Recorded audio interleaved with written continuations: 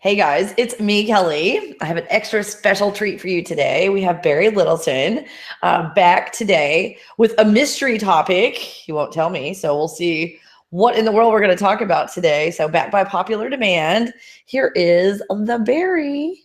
How are you, Barry? Greetings.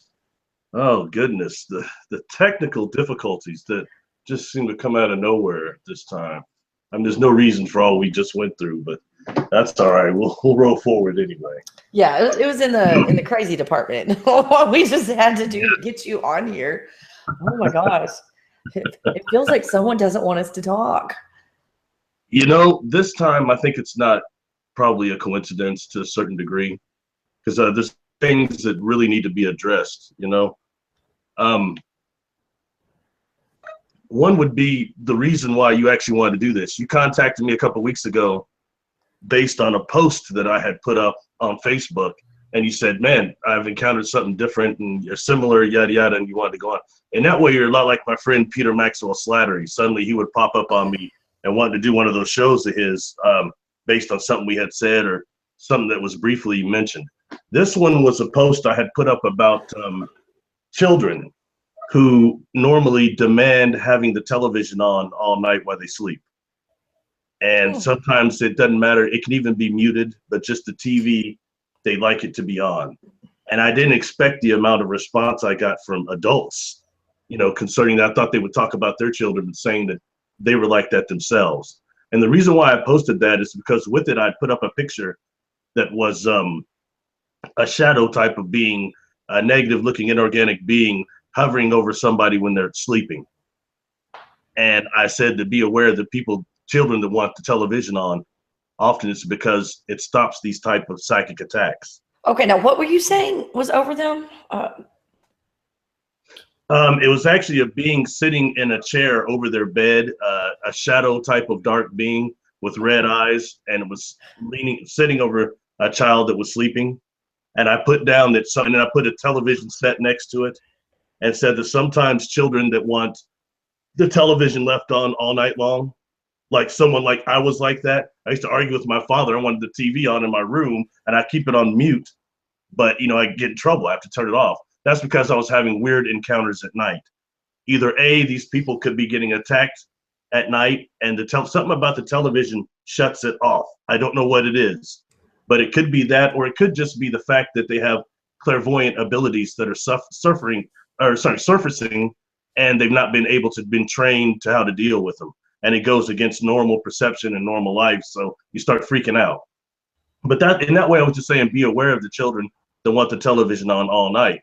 But I didn't expect the amount of adults that came forward, not talking about my kid is like that. I'm like that. They're saying that. So that kind of caught me off guard. And that's the one you contacted me over and said that you wanted to do a show about, talk about in that way. So that kind of ties into what I think I like to address a little bit also. Anything about that before I go on? Well, they're already talking in the chat room that they have done that. That's what's going on with them. So this must be widespread. Mm-hmm.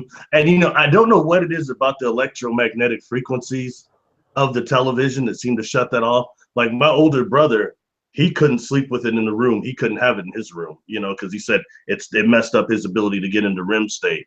But for me, I was doing weird stuff was happening to me as a child, as so many people listening right here, as in I was waking up sometimes. I have insomnia. This made it worse. I was waking up not in my home, like either on a ship or on in a school with a teacher I couldn't see, trying to do things that are psychokinetic in nature, things I couldn't do at my school here in the third dimension or whatever. But these were real experiences, and they were messing with my life, and I couldn't prove them. And as a child, you start thinking, okay, if this didn't happen to everybody else, maybe I'm insane or something. Maybe there's something wrong with me. I'm delusional or something. So that's another reason you keep your mouth shut and turn that TV on. Well, exactly. And I hope that a show like this, because YouTube wasn't around, when we were going through this. So I hope a show like this kind of brings awareness to people, at the very least, just to let them know that they're not alone. I mean, that's huge. Is you're not alone. It makes you feel so much better, even if you have no solutions at all. You're not the only one. Yes.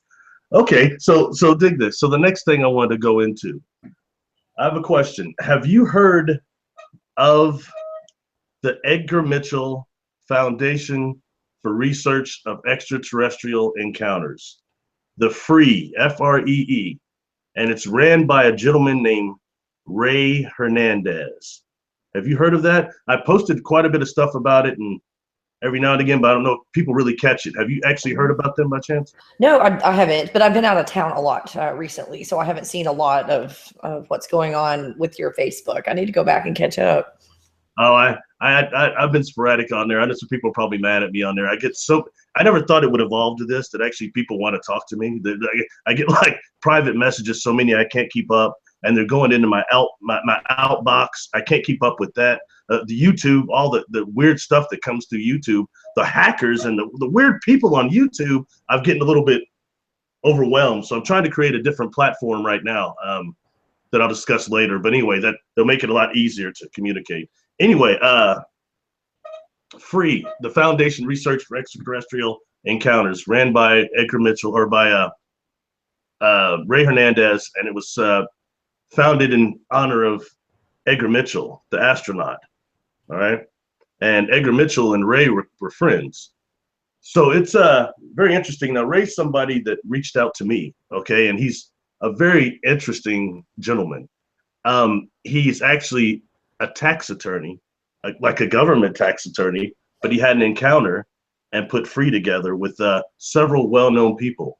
Mary Rodwell would be one, Dr. Rudy Shields, and they've got actually a board of physicists from several well-known colleges right now, organizations, all right? And what they did is they put together, it's important that everyone please hear me on this. They put together the first comprehensive research of people having extraterrestrial encounters, claiming to people like you, people like me, people like these people listening right now, all right? And when I say this, this was a very serious survey. They're still doing it right now. They did it worldwide, and you can take it anonymous. And that way, I mean, it's very specific. It's been developed by these physicists and by these scientists to actually do something that's never been done before. No one's ever tried to talk to experiencers or contactees ever before, not like this. And I want to throw this out for everybody, all right? If you look at this, if you're somebody like me, I'm not somebody that was known in these circles or ever thought I'd be in them. Instead, I was an experiencer that was watching all these UFO circles, these New Age circles, and these media things, trying to find people that maybe were having experiences like me, or just to understand more of what I was going through. And instead, I was seeing a bunch of crap that's taking me the other way. This stuff, my experiences were not negative, and they were physical. All right, I wasn't abducted. I didn't have grays running around doing sexual things to me. There was no sexual connotation to my experiences. It weren't like that. When I start looking at the media, everything is negative. All right, abductions, demonic type of things. All right, so that created a little bit of stress. All right, now going back to the Free organization, they've done these studies. All right, out of this study they did, and it's comprehensive. It's intense in a way that you can see that they've tried to filter out, like the nutcases that come along in these circles and all this stuff. You know, that's definitely a factor. There's just having encounters alone will test your sanity, no matter who you are. That's the truth.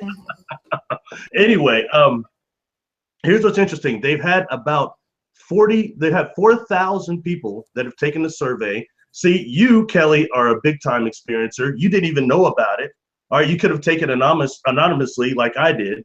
I've taken the first one, but they've got like 5 phases. I just took the first one. Huh. You know, and everyone I've talked to, other experiencers, have only taken like the first one too. But they've done this worldwide. They've had like 4,000 people that took all the phases.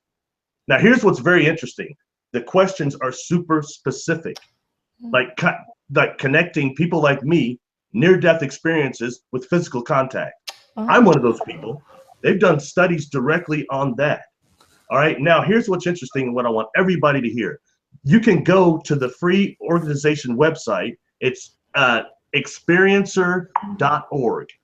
Experiencer.org. You can take the survey, all right? You can also, Ray Hernandez has posted the results. They've tallied the results from the 4,000 people that have taken this. And you know what it shows, Kelly? What? It Tell me. out of all and oh yeah, sorry, I'm getting too excited. Everybody forgive me. I get excited. Holy crap, I gotta hear. Something this it showed this, all right, that 85% of the people, the 4,000 people that took this survey, said they had positive encounters, positive to neutral. Wow. And that leaves a very small amount that said they were abducted and had a sexual connotation. It's so specific, they even have it down to the people that have reptilian contact. And about 900, I think I looked at there, 900 people responded to that specific part of the survey. And, out of that, only 22% said they had a negative sexual encounter with them. And the others said that they were neutral because just the appearance of, a 9-foot bipedal crocodile scared them. So take that, and what I just said about the amount of contact all the way around, 85% being positive to neutral, positive actually, against what the media is showing us. And what I was trying to say earlier is that you've got a few people, and everyone knows who they are. They're well-known names, but they're the first ones that came out in about the 70s, and they did a couple of hypnotic regressions on people. Each one of them, if you research them, I don't want to throw out names, it's going to upset people. I tend to upset people lately. They each did maybe 200 people that they regressed, and their entire studies were based on. And they were all based on negative encounters, negative abductions, and that's all they promoted. And so that is completely saturated this field and saturated the people talking right now. More than that, I want to throw this out for everybody. Something's wrong. If you've got 4,000 people, triple the amount of all those people put together, saying things like me, that they had positive encounters, they weren't negative, we quickly get thrust into the, oh, that's the love and light crowd. That the only thing is the love and light thing and everything's good, everything's positive. No, not everything's positive. I've seen negative things happen to people. Too many people are getting abducted and negative things are happening to them. So I'm in no way discrediting that, all right? But I'm saying that the other part of this is not being looked at all. The thing that is maybe the light for humanity right now, the positive things that are coming by, the people like me that can quote 0-point technology I've seen active on these craft. I maybe can't build it fully, but I know when someone looks at some of the videos I've done, these physicists, they can build it or something similar. And I'm just one person. It doesn't make me special at all. I've talked to so many people that have more knowledge than me or a different level that it's incredible. Anyway, I just wanted to say that what the evidence is showing, if you go to the free website, Ray has posted the results. You can look at them yourself. They are literally free. To take the survey is free. You can do it anonymously. Unless you start contacting those people and really trying to blow them up and let them know who you are, they're not going to be trying to decipher who you are. It's not even like that. You know what I mean? But yet you don't see Ray Hernandez at all. You don't know probably who he is. Most people on here don't. And he's not on Ancient Aliens. We get the same people on Ancient Aliens talking about the same stuff over and over. The same people right now, if you weren't formerly a super soldier, and if you're not part of the secret space program, that's what people want to hear about. I had someone in my public life, my personal life, actually tell me, so, man, that's what's going on. That's incredible. Most people in my personal life, this hasn't seemed to fluctuate into there that much. But they finally say, well, haven't you seen the Men in Black? Haven't the government come and got you? No, they have not. My experiences are not like that. I'm not going to focus on that and start talking about it, acting like it was, because there's plenty of people that have been through that. But okay, I'm going to take this just a little step over, and I'll stop talking so much. All right. But the next thing is this: when we start looking at this awakening that's really happening, all right, and how there's maybe this war going on, stage that would happen to stop this awakening. It's people that are gifted right now that are listening to us. People that reach out to me that have gifts, that are good people, but they're being attacked. They're being attacked psychically. They're being attacked by demonic forces, reptilians, or whatever. They don't know, but they've got negative stuff going on. The first thing is, if we look at what's going on against the awakening, is auto-suggestion. The first auto-suggestion everybody's getting here is negative encounters. Anything that isn't in the frame of religion. Oh, it's demonic. Oh, don't mess with that. Don't get hypnosis if you're missing time. Don't do that. Don't explore your own consciousness. Don't do that. Just listen to everybody else. That's called snake oil. That's snake oil salesman. I put something up about that a lot of people didn't get. They got mad. I wasn't calling any particular crowd, like not the light workers, not the ufology people, but there's just these snake oil salesmen in these crowds altogether. Right now, I'm not telling anybody to do anything but explore your own consciousness, do your own research. You don't need nobody to hold your hand. You don't need a certain system that other people illustrated to keep you contained. Contain your own consciousness. Anyway, I'm sorry, I'm going on a slight tangent there, but the point is this: that is the first way of assaulting people that are already awake or their abilities are surfacing right now. Is the first thing they're thinking is, well, if you go look at anything that concerning contact right now, the first thing you're going to run across is the archons and the reptilians. That's all you're going to see about. And look, this world is so messed up. We're about to destroy ourselves. It's easy to only focus on that. But then that gives these beings that start off as energetic thought forms, it allows them to build more energy to actually manifest into this world, but actually to kind of dim this awakening that's going on. Right now, so many people that talk to me personally, I've got a couple of thousand actually try to communicate with me. I can't believe it, but a lot of them are getting attacked. And on top of that, it might be they're laying with their wife or their husband. They're having an encounter with negative beings at night, and they're not even telling their spouse. And I say, why? Well, I said, they might think I'm crazy. So that's the first part. That's another part of the disconnect. No one even wants to believe you. If you're talking about you're having encounters, you're going to be called crazy. And that's the first way to dismiss all of that. And on top of that, if you start having something, they go ahead, you're automatically been auto-suggested and conditioned to think it's going to be negative. So in that way, people like me and people like Preston Dennett that are talking about positive encounters, UFO healings, they don't get hurt a lot. That's part of the problem here. That has to be, you spoke to me about some positive encounters, but I haven't heard you mention on the air to anybody. And maybe you might want to go over here, some things you've encountered at night that involve ships, and they weren't negative, but by the same token, you're not talking about that as much as there's negativity out there, right? You got to be able to defend yourself. That's true. We have to be able to protect ourselves. But by the same token, you have to change your vibration, your intent of will. If somebody right now in your body right now comes around you, you don't want around you, you can get them away without having to throw your fists up. I mean, I can emit a vibration that knows I don't fucking like you. I don't like you. I don't like you. Period. So get away. There was advertising on this one. YouTube is taking all my money away. Sorry. Yeah. A couple days ago. No. It's all over. I mean, that used to be okay. I don't know if it's okay anymore because YouTube changed everything. I'm trying to get it strikes. Good Lord. They're all over everybody for everything, especially people talking real.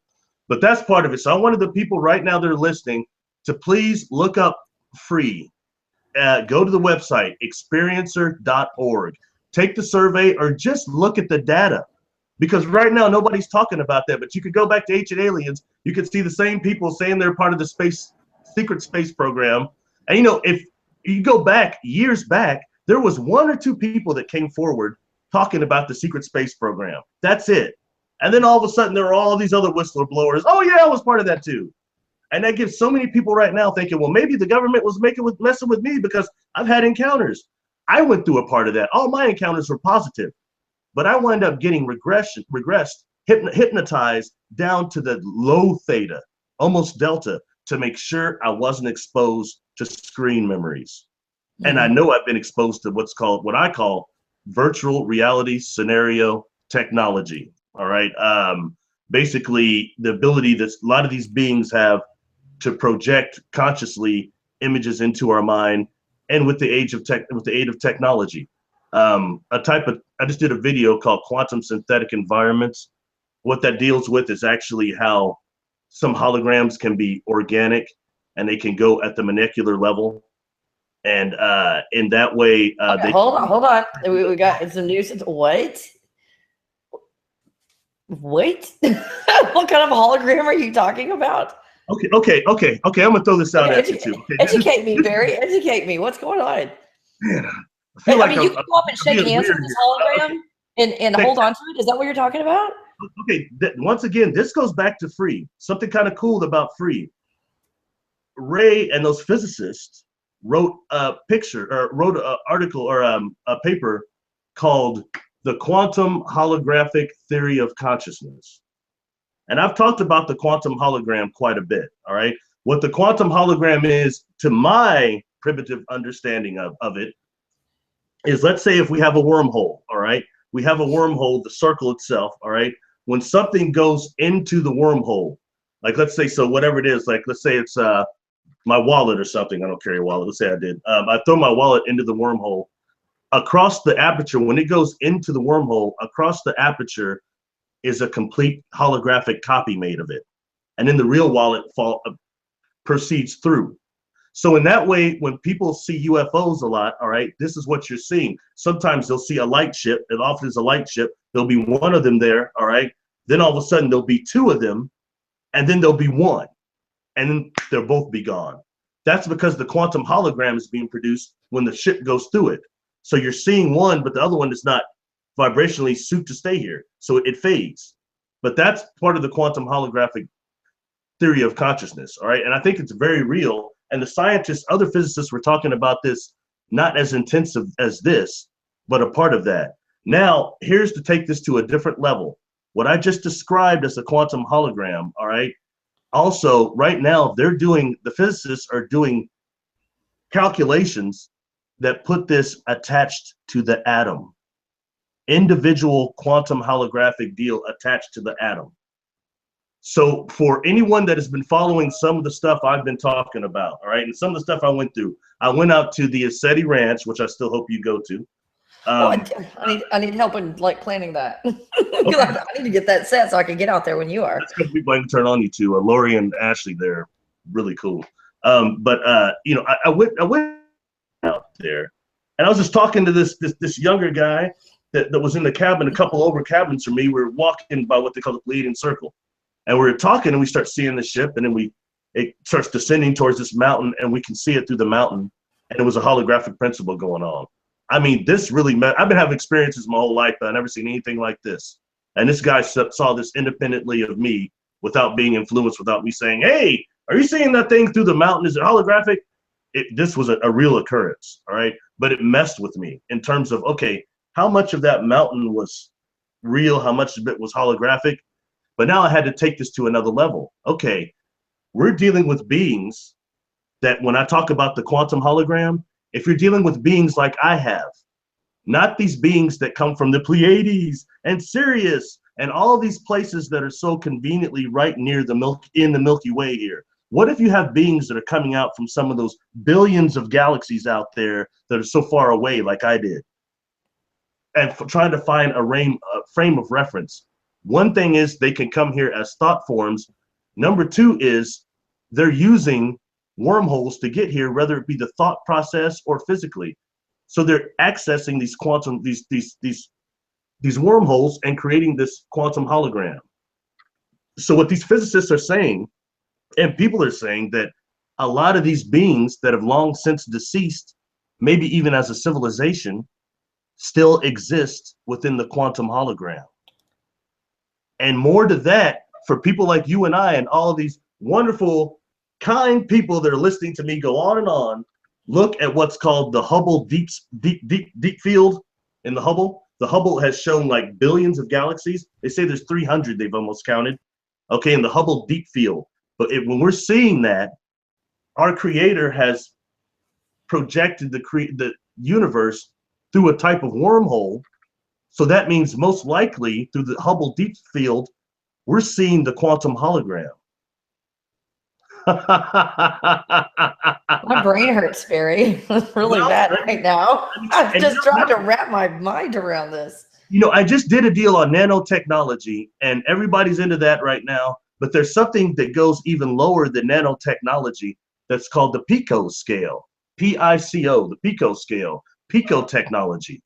And what Pico technology actually would be, for frame of reference, is, oh, I'm trying to describe this. something like the Transformers, the last movie, the Decepticons had a way of like they would dissolve into like nano dust and then reform. Now, what that would be, what Pico technology would be, the type of robots that the programming that would allow the nanobots to actually restructure the atomic structure. That's a whole nother type of nanotechnology there. All right, that's shorter than that. There's that thing called Moore's law. And I think Moore's law is every year they put two more micro or resistors or something on a microchip. You know what I'm saying? The size of it gets smaller and it increases each year. So when you start going into that and start going into nano and pico technology, all right, it takes us into a whole nother realm, I've mentioned before that some of those implants that were removed by Dr. Lear, the physical implants, all right, they had something in them called carbon nanotubes. And carbon nanotubes are easily able to transfer nanotechnology and things of that nature. But if you actually unravel the amount of carbon nanotubes in these little microscopic implants, they said it was miles of carbon nanotubes, miles long. That takes us into something else. A lot of people are talking about what's called a Dyson sphere, which is actually like Star Wars or something similar to that. It would be actually an engineering sphere that is placed over a solar system. So for us, it would be like encasing over our sun all the way out to Pluto.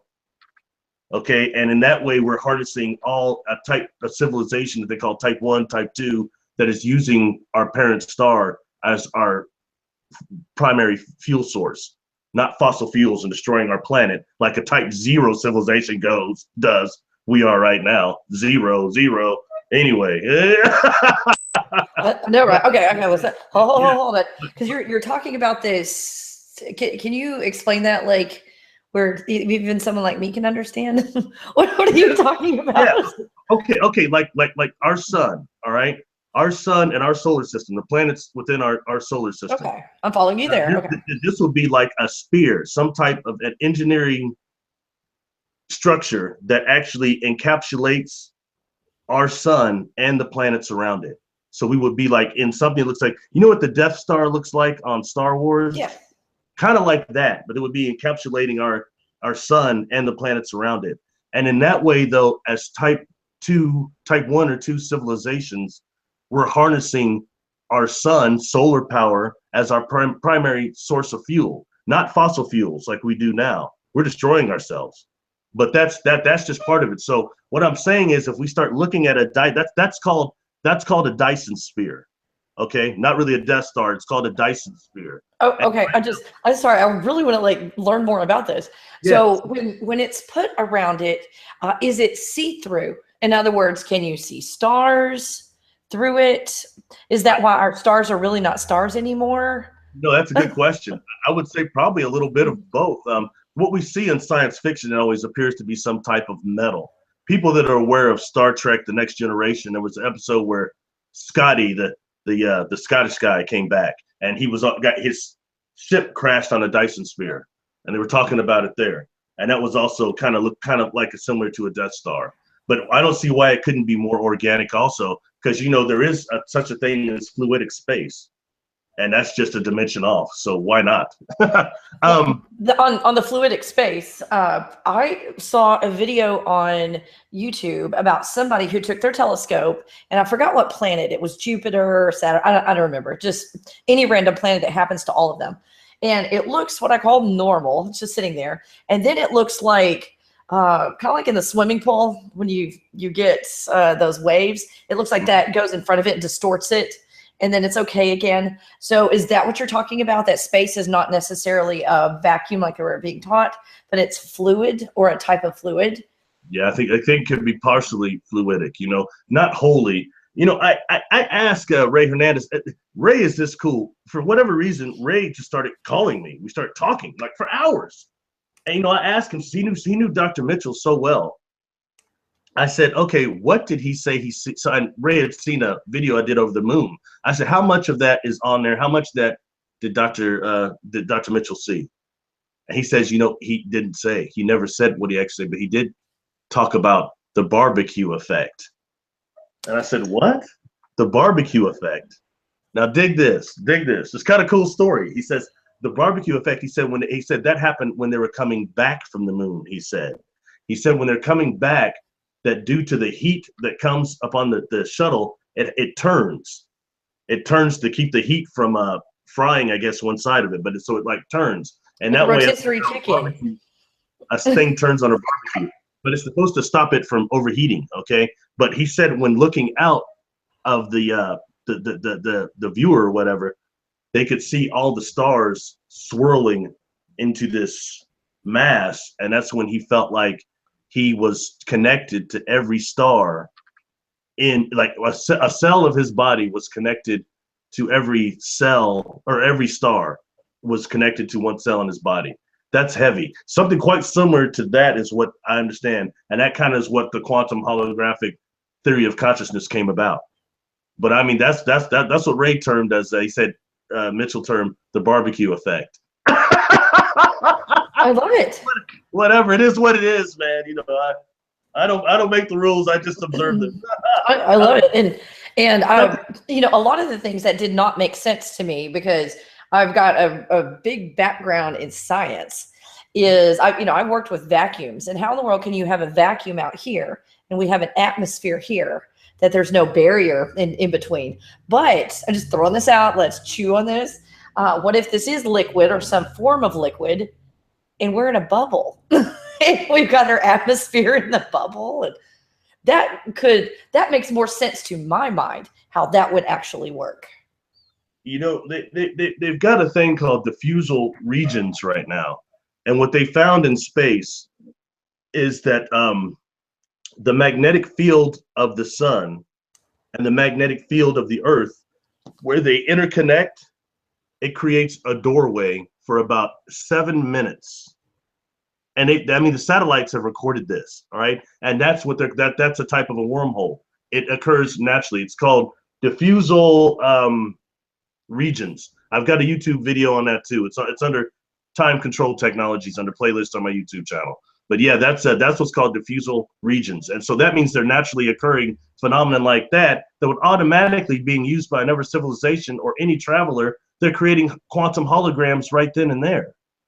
You know, so we have to think, when as experiencers, if a lot of these beings still exist in the quantum hologram, how much of that is actually influencing what we're perceiving, no matter how you look at it, especially if they can attach the quantum hologram to the atom itself. Okay, that is huge. If they can do that, that takes us to miniaturization and the Moore's law. That takes us into Pico and nanotechnology. And think about that. If you can make miles of carbon nanotubes in a little implant, imagine what you could do in a Dyson sphere. Those civilizations aren't going to explore the energy. Sorry, I'm getting too excited. They're not going to explore the universe by leaving the Dyson sphere. They're going to go into Interverse. You remember that movie with Martin Short, Interspace? They're going to be going interspace, man. They're not going to. But for us, on the conscious level and in the realm of as experiencers, a lot of us, I've talked about the bilocation that occurs during these encounters. Okay, I'm so sorry, Barry. My internet just went down. It has not gone down in like a month. It's too heavy. What we're talking about is too heavy. Burning it up. Like 10 or 15 seconds of what you just said. They don't want you to say this stuff. This is juicy. Holy crap. Take a bite and dripping down my chin, and they don't like that. Hey, was people getting mad at me for talking too much? I felt like you weren't getting the same. No, they're like, preach on, Barry. They're like, oh my God, they're loving you in the comments over here. They are loving you. So keep on. Oh, wow. Are we down? Someone asked who is they. That's a long story. I've been over. Are we on or off? Oh, we're on here. Oh yeah, we're on now. Man. But oh man, it was like 10 or 15 seconds. All right. Sorry. Oh, they're cutting the berry off. Oh, hell no. Yeah, I'm sorry. I mean, shoot, I'm sorry. Man, I got a little too excited anyway because I'm just assuming all of this is going to be inappropriate for advertising. So let's just keep talking. yeah, I guess I screwed that up already. But people, Oh, no. YouTube screwed everything up. About the Dyson sphere, though, and if we go in terms of Pico technology and the way our civilization is going, a lot of these civilizations would never have reached outside of the Dyson sphere like we're doing right now, reaching out into space. They're going to be going into the interverse. And for people like us, experiencers, contactees, I've talked a lot about another video I did over bilocation. It happened to me during the experience, which means there's technologies they use that actually pull out your energy body, your dream body, your astral body, whatever quirky terms people want to use, that other you, your double. They can pull that out and you experience that. And that's easier because you don't get physically sick on those ships like I did, Mr. Physical Experiencer. I didn't like the astral kind of contact. I wanted something physical. I wanted to try to prove it to other people that my life was really weird. You know what I mean? But instead I get these physical encounters that I get physically ill there when I'm on those ships because the temporal aphasia created by the dimensional distortion between the environment inside of the ship and here are not the same. And on top of that, you've got that mist in there that makes you kind of groggy. It's hard to breathe in there. You're getting telepathic bombarded by beings on board the craft. It's not what people think. It's very, like I said, it's the aphasia comes in. Anyway, so they use that technology to bilocate people. Okay, so that way they're dealing with your dream body. I've seen on a physical encounter people on a ship trying to touch the living light that the inner engine produces, and they kind of look like phased out, like some of the beings do. Okay, so that means they're in their dream body. But I'm there physically, and yet the craft itself is physical. That was hard to accept, what I was seeing. You know what I mean? But by the same token, all right, when dealing with people that are being bilocated in the dream body, that does not conform to the same physical laws as our bodies here do. So if you have a civilization that is miniaturized, microscopic, they can still use the quantum hologram that is attached to the atom to actually morph your dream body into their size for you to have an experience. And you'll be your cognitive awareness will still be going through the dream body. It's another type of morphing. But that's the miniaturization of contact. Preston Dennett did another book recently, and he talked about that a little. I think maybe didn't go quite as far enough. But I mean, we got to start thinking about that. And a lot of these people that are seeing these little lights, and little lights you might see could actually be like as big as the Starship Enterprise with thousands of life forms on it for that size. We don't know. Something else real quick, and I got off topic. I apologize. Well, that's my fault because I asked questions. No, I got too hyped and I'm foaming at the mouth, tripping out. They're commenting in the chat room. We love it when Barry gets all excited and passionate, and they love your laugh too. They're like best laugh ever. So I vote for best laugh ever for you. That's very cool. Actually, Bela Lugosi as Dracula, probably be that one, or maybe Max von Sydow as Ming the Merciless on Flash Gordon. He had a great laugh. I don't know. Accept it. Just accept it, Barry. They like your laugh. Oh, well, thank you. I appreciate that. Hey, but where was I? We were just talking about strange aliens and life forms, and that's all. Well, going back to the quantum synthetic environment, what I was calling that, all right? And now that we've talked about the quantum hologram, all right? When you're dealing with people that say, okay, you have technology. We've talked about time technology before, all right? Actually, a different way to create a drone would be an organic drone, okay? And when the remote viewers were looking at those children, do you remember the Zimbabwe incident, the Zimbabwe children that saw the UFO probably back in the 90s? And I think Dr. John Mack went over and interviewed them. There were these like 20 children that saw this UFO, and then they saw these grays, and the grays told them to take care of the planet and please don't hurt the planet. And they came running to the teacher saying, "No, we all saw this." As they got older, some of them only remember seeing orbs. And then when remote viewers tried to look at these children, they saw these children standing around orbs and orbs around the children.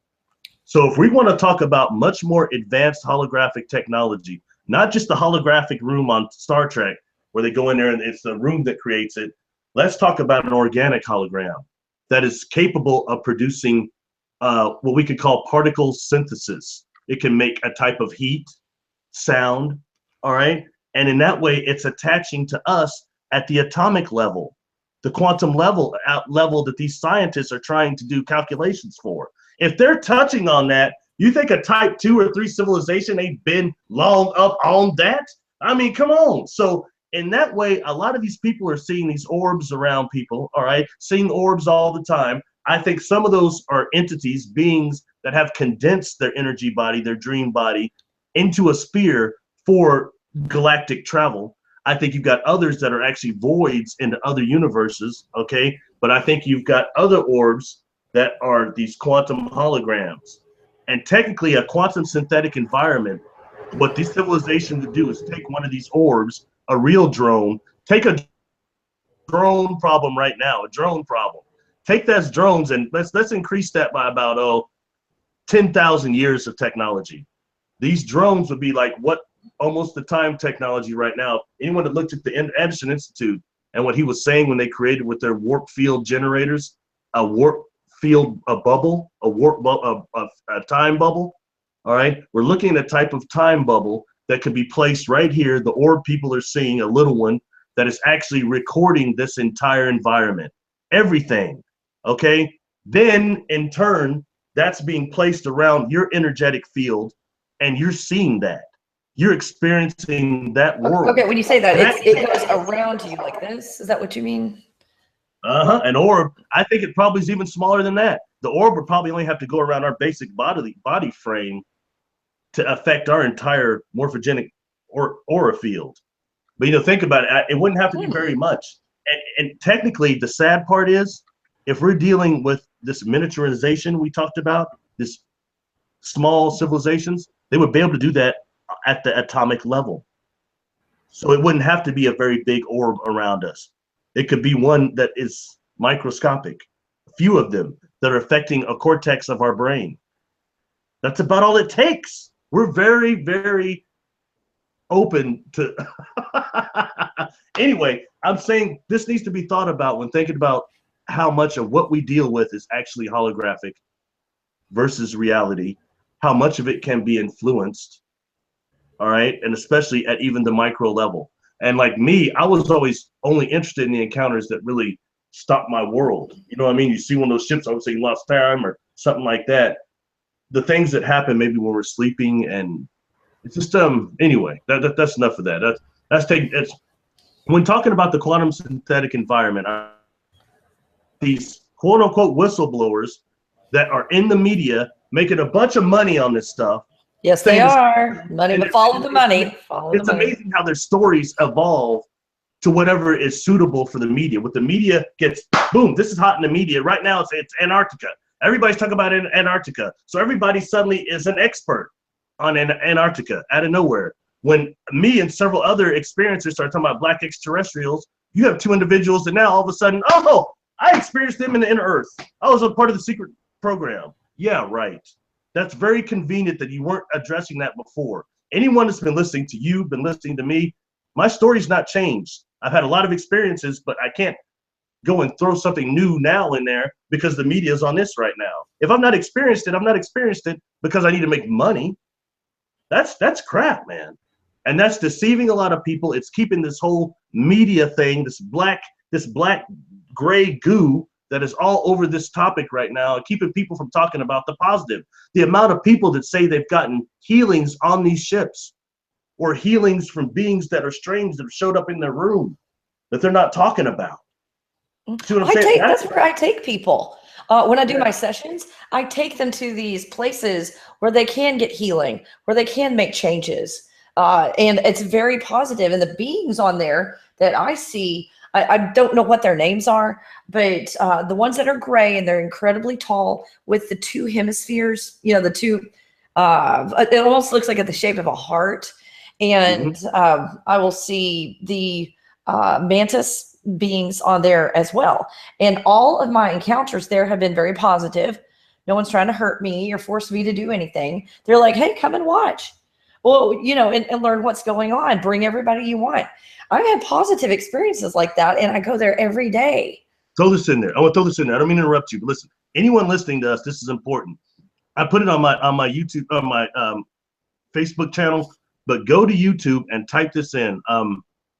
Lenticular spacecraft, Lenticular spacecraft.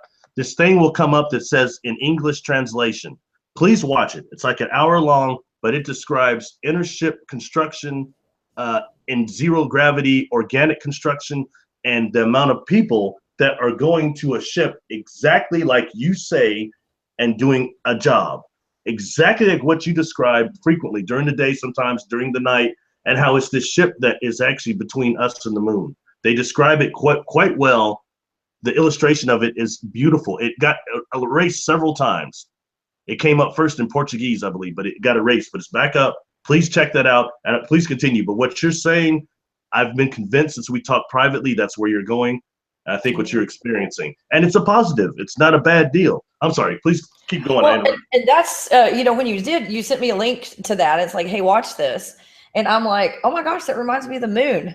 Like when I went on the moon, however they describe this lenticular spacecraft and all of it functions in different dimensions at one time. It's partially solid, partially in other dimensions, or not solid, and then it's got a biological aspect to it. Like every time I go to the moon, I encounter something different. and that's what it really reminds me of. That's cool. That's cool. Yeah. Okay. Now that we blasted all that stuff out. Oh, one last thing. I even had to write this thing down. Okay. Yeah, it's your show, Barry. Keep going. Whatever you want to talk about. Well, check it out. There was a very large meteorite today that was in California. A bunch of people saw it. I guess it was streaking all across. I don't know how big hit, but just a very large meteorite. And notice how technically that is kind of correlating to time frame wise a bunch of stuff they just sent into space. Okay, and all of a sudden we see these meteorites start coming in. I want people to be aware of this. I've talked about it before. Things like the University of Berkeley. It was called Stardust at Home.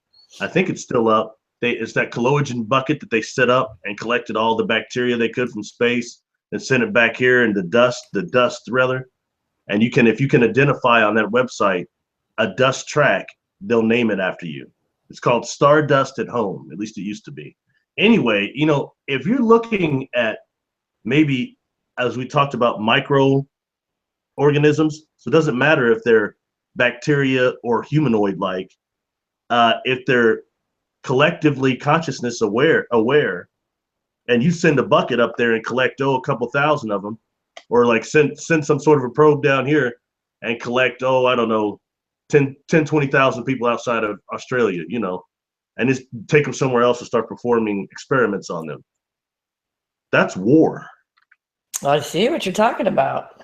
Mm-hmm. And on the biological on the biological level, and we've had a lot of these asteroids start coming in here. I want to advise people, maybe be aware of the microorganisms that exist on them. And this starts manifesting in weird ways. We have things pop up like the red rain. Sure, a lot of people heard of that, but that's just something we don't talk about that anymore. The red rain is one. Mad deer disease, mad cow disease, which are these prions that attack bodies in a weird way.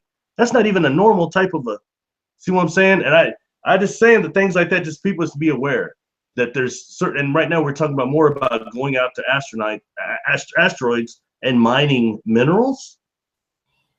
You know, maybe that's not allowed out there, and destroying out there is allowed like it is here on Earth.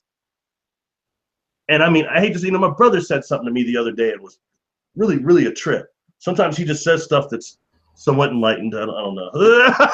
he says, you know, he's you know, maybe there's not this real shift coming here. Maybe this place is just designed to be bad, and you're always going to have a lot of negative souls that incarnate here, much more than the good souls, and it's going to be this negative, the bad things always going to be happening here. He said, look as far back as Rome. Those people in the Colosseums, what they were doing, tearing each other apart, torture, and they were screaming, "Ah, yeah!" He said, I look at MMA, I see the same thing now. They beat each other to a pulp. People, yeah! You know, that's not. I know what you're talking about. Yeah, that's not the way of the Jedi, man. I mean, Nope. damn. I'm sorry. Anyway, Off with his head. yeah, that's man. I don't know. It's just I'm in the middle of watching Spartacus on Netflix, so I'm kind of. Oh no, I know. I went all 3D on everybody. next thing you'll be able to bid her. But the guys are hot, you know, and they're in their underwear running around fighting, and that's really why I'm watching it, not for cutting off of the heads. Hey, that's why everybody's watching Charlie's Angels, you know, 30 years ago. I was allowed to watch Charlie's Angels. I grew up Baptist, and I was like, no, I could not watch Charlie's Angels. I saw my dad watch it. I was like, why is Dad watching this? So I get it now. Say people were watching Charmed, especially the last 2 seasons. It's like, man, that might as well just be the pornography. Anyway. Sorry, I got all 3D. You know, I died like 7 years ago, and I was all like, mission! And now I'm like, hey, let's check out the Matrix. I'm ready to have, it's been 7 years, I'm ready to have some fun in the Matrix. Guys in their underwear. Yeah. Yep.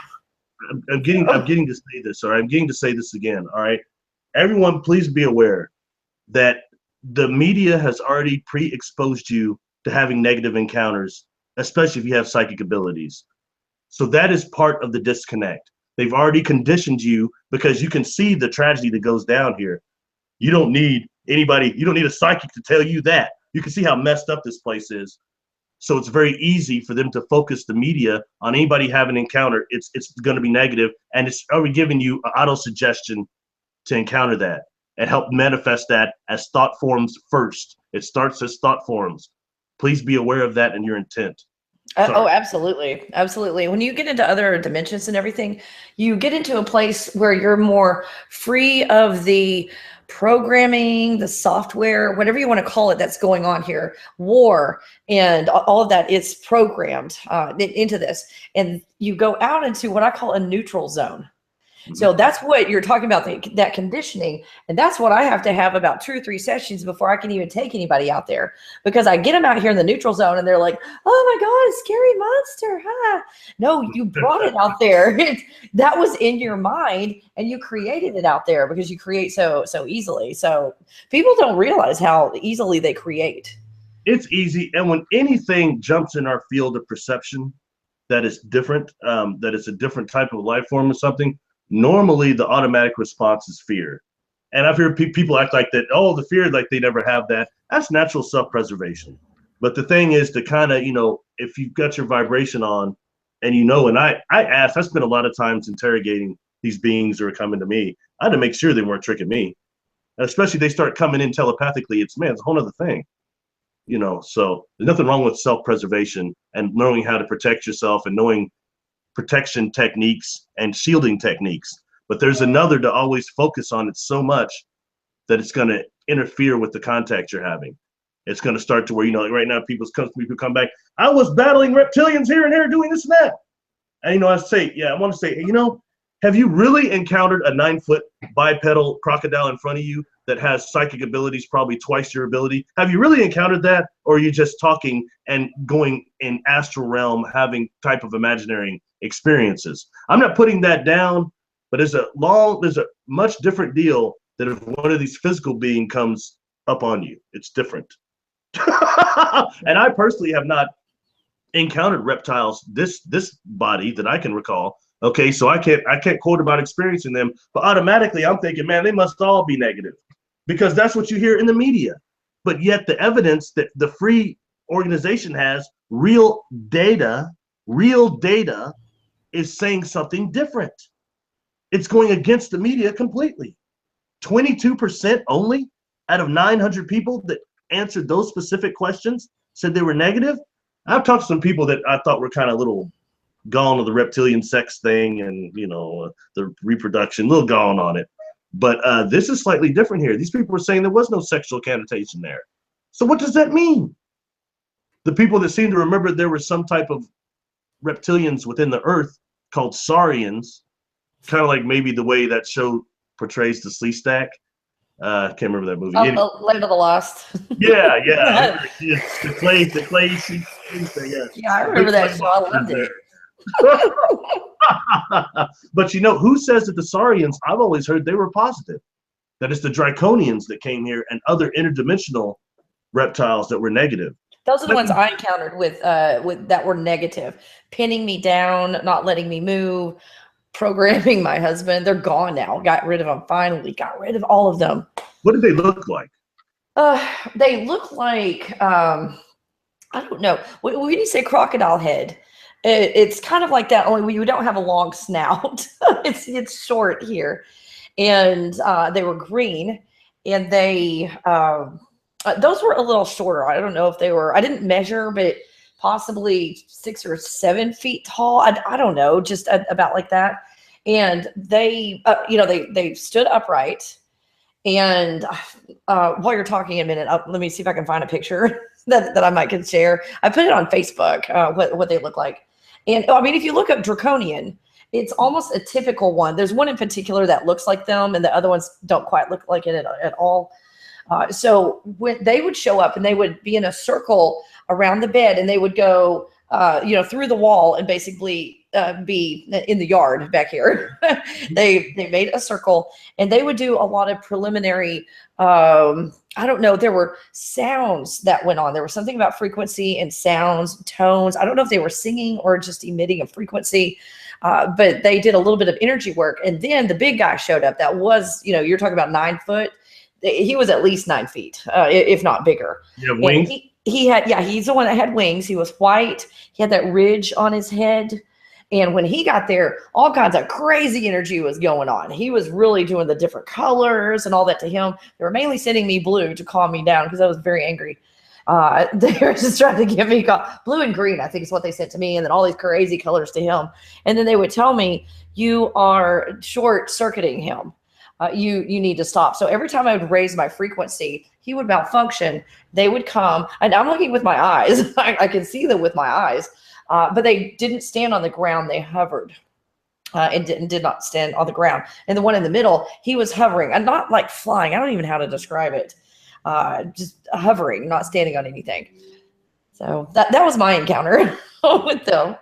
It was, when I say negative, they did hold me down. That was upsetting. But the mantis beings held me down as well. And I asked them, why did you hold me down? And they said, well, we look kind of scary. This is not word for word. It's a thought form, a thought bubble. So I'm interpreting, we look really scary, and it scares people and they run away from us. So that's why we hold you down. And then they tried to educate me. And the mantis beings, when they educated me, they didn't get in my brain and put all this stuff in here. They were riding in the air. It was almost like ribbons like ribbons, like 1 inch. It was like a neon green and a neon pink or fuchsia, something like that. And they were riding, they had all these symbols. So although they held me down, that was the most negative part, but they were trying to teach me. It's like they didn't understand that I would be scared. So I had that encounter that was mostly positive, except for the holding me down part. I'll only say this. I mean, not to discount that. There's a problem. One is, different in culture maybe, but okay, I know fear. I can feel when I scare someone. And if I know I scare someone, maybe I should come up and basically restrain them first and then scare them. That doesn't make sense. You don't do that. All right, that's not what a peaceful being would do. They wouldn't be holding you. That is an attack. Number two is you're seeing things that could possibly be a screen memory. Oh, they were trying to teach you something, or were they screen memory? Oh, I see. They could give you a screen memory. Yeah, because at the end of the day, I didn't understand what they were teaching me. Yeah. And when beings come to teach me something, I understand it. But it was like, I don't even know what those symbols mean. And I didn't even self-activating symbols. I'm not judging you, experiencing, or telling you that you're right or I'm right. I don't know. Oh, no, but that makes sense that it would be a screen memory because I didn't actually learn very much during that experience. None of them have ever tried to restrain me or molest me, nothing like that. You know what I mean? The most, I've been on a bed before and had something produced, like a procedure done on me, but I was not held on this bed. It was not a sexual procedure. It was an upgrading of DNA by these Andromedan cats that have these little sticks that I showed people. The living thing, and that's what it was. I thought they were almost photocopying me because that's what this bed was like, but I wasn't being held down on this bed. It was little. These guys were like, man, they're like maybe 2 feet tall. Huh. That's pushing it. So if I wanted to get off this bed, just go like this, they all would have fell over, like all 4 or 5 of them. They'd have fell over, and you know what I mean? It was been easily, but it wasn't a negative encounter like that. But I mean, if you're being held down, it's not the way you approach someone, especially an advanced being is going to know that certain things are not cool. They wouldn't be doing that, especially when you've had all the other positive encounters. If they're trying to teach you something, putting you in first a state of fright that emits adrenaline, produces adrenaline, is not a way to get you to learn something. That's the way to scare you straight, is what that's the way to do. Yeah, because I encountered the mantis beings in a very positive form, and I learned a tremendous amount. Yeah, and they're not holding you down. I act like I'm bothering them sometimes. Excuse me, can I ask another question? It's enough just to keep up with information they're giving you back or downloading, whatever people want to call it now. That is just hard enough to keep up, to where most experiencers, a lot of us, most all of us, no matter how many you've had, a lot of it is fragmented. That's why a lot of people have to go into regression sometimes. I had to. And I resisted doing that for decades.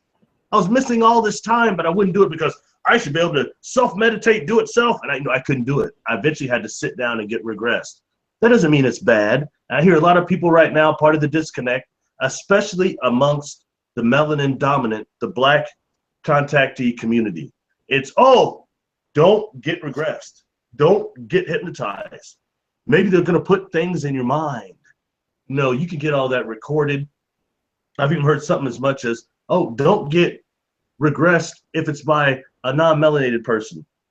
Man, let's try going with professionalism first and maybe learn something about hypnosis, what it actually is, the levels of it, the institutions that are professionally credentialing people. Learn about the person that you're going to get your regression from. Okay, learn about the hypnotist. Before you do any monetary exchange with them, go and meet this person. They've got an office. They're a professional. Go meet them several times. Get to know who they are, what they are, before you ever try to let them hypnotize you.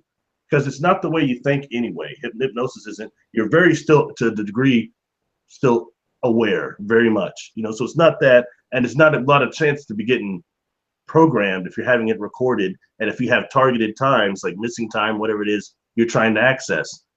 That is your super consciousness, your subconsciousness that has recorded everything always, especially in this body. It is your right to explore it. Nobody tell you nothing otherwise. That's BS. Sorry. I like it. Barry's getting past it again, and they're liking it. Well, a lot of people are seeing through a lot of this crap now. And I know with the amount of awake people, if I look at your board, I mean, these people are very awake, and they don't have nobody to talk to.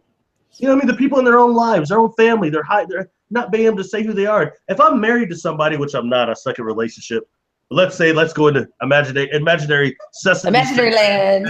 Sesame Street land. Yeah, I'm good at relationships or whatever. But man, if I'm with a woman and she doesn't like the fact I've had contact, I've experienced that.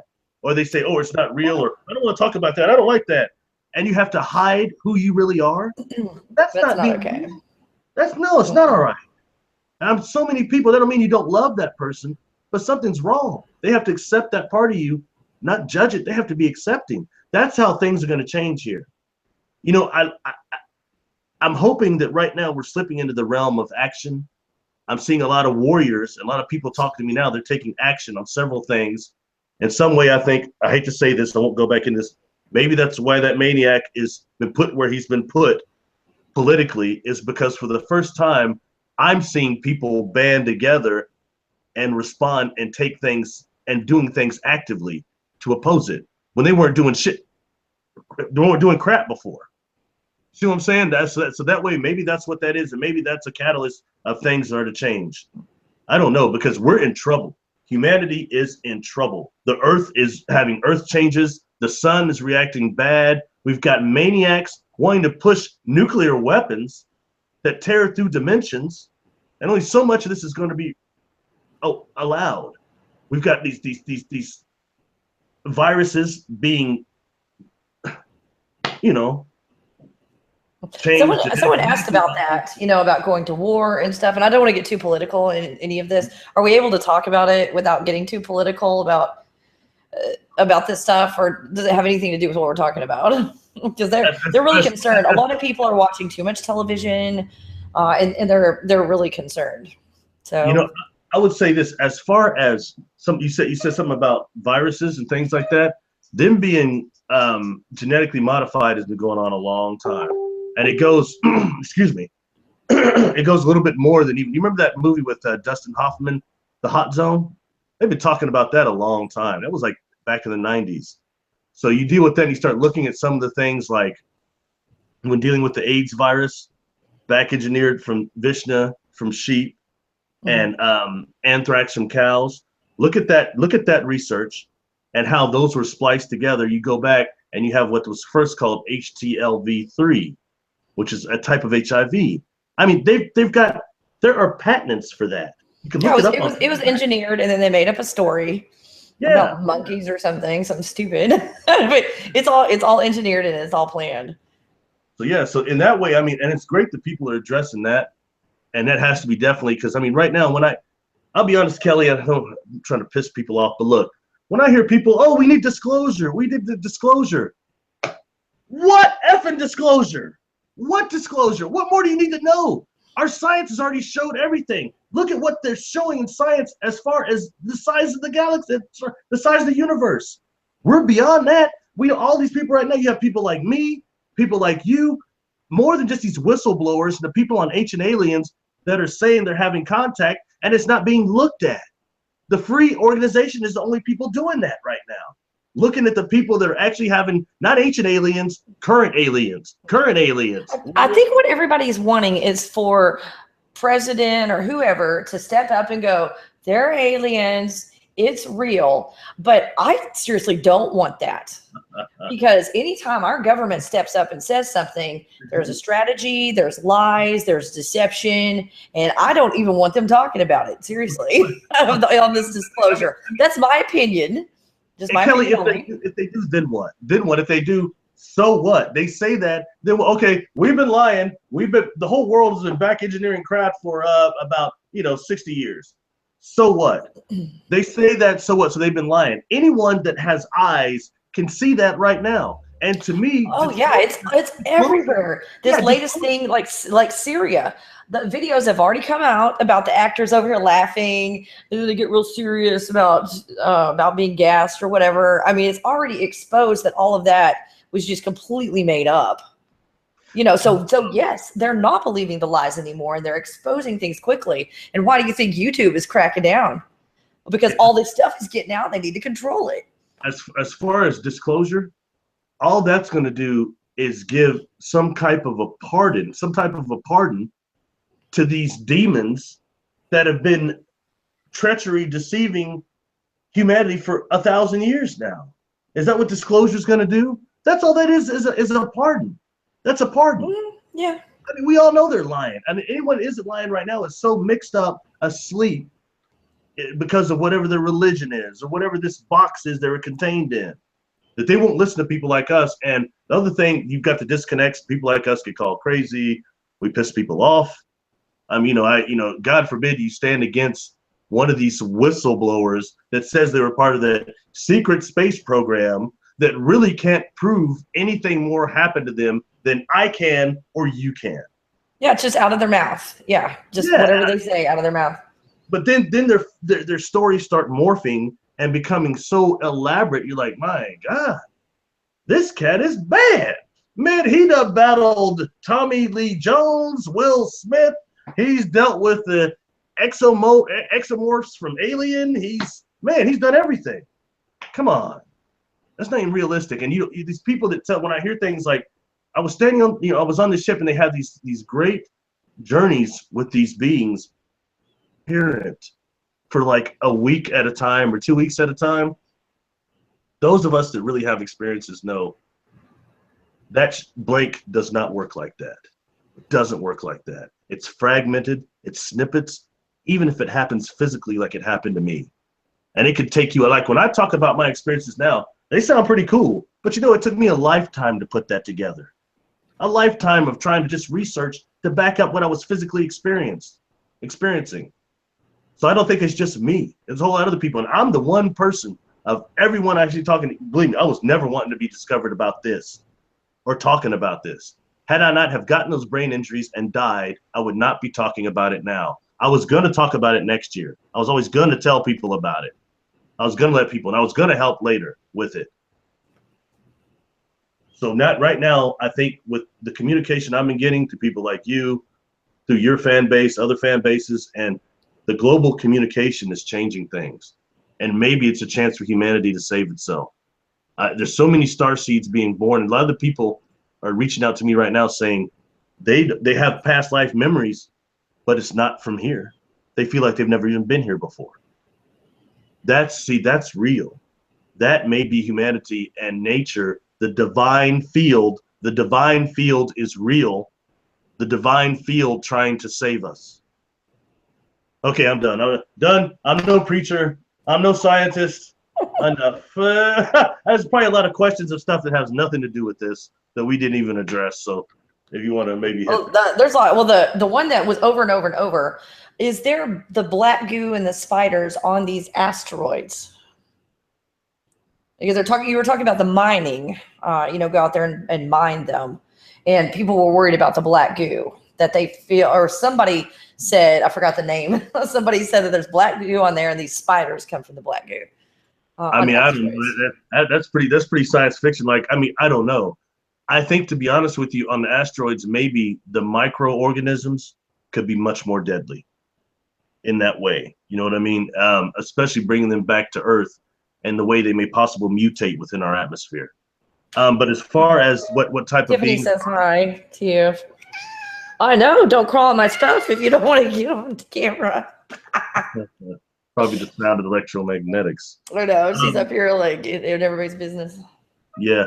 So that way I don't know what races of beings are on those asteroids or anything, but I know that trying to mine them and exposing whatever microorganisms within inside of those rocks and drilling into them and bringing them back here, even the stuff that can come back on the equipment, I think is probably highly dangerous here. Mm-hmm. Yeah, it fall under the category of not a good idea. Mm-hmm. I'm convinced some things like Ebola and certain strains like that were something that was brought here from somewhere else and back engineered. I believe that, and I mean, not even that it has to be this great as conspiracy as we think, as just even that Cologen bucket from Stardust at Home. It could be something from that. It's right in front of our face. You know what I mean? So I don't know. Mm-hmm. They're also talking about David Icke over here. And the majority of what I was reading, they think he's controlled opposition, that he's not giving the full story of what's going on. And there's a lot of fear involved and not as many solutions. He's laughing. Look, I posted something the other day about two people that are very well known, like him. It caused a big brouhaha. So people got mad at me. I had this great shaman get mad at me. That's what he says he is. So no comment from the Barry. Well, he's more of a fan. Well, something about this I'll say. All right. Sometimes it's good that certain information gets disseminated. All right. But by the same token, it's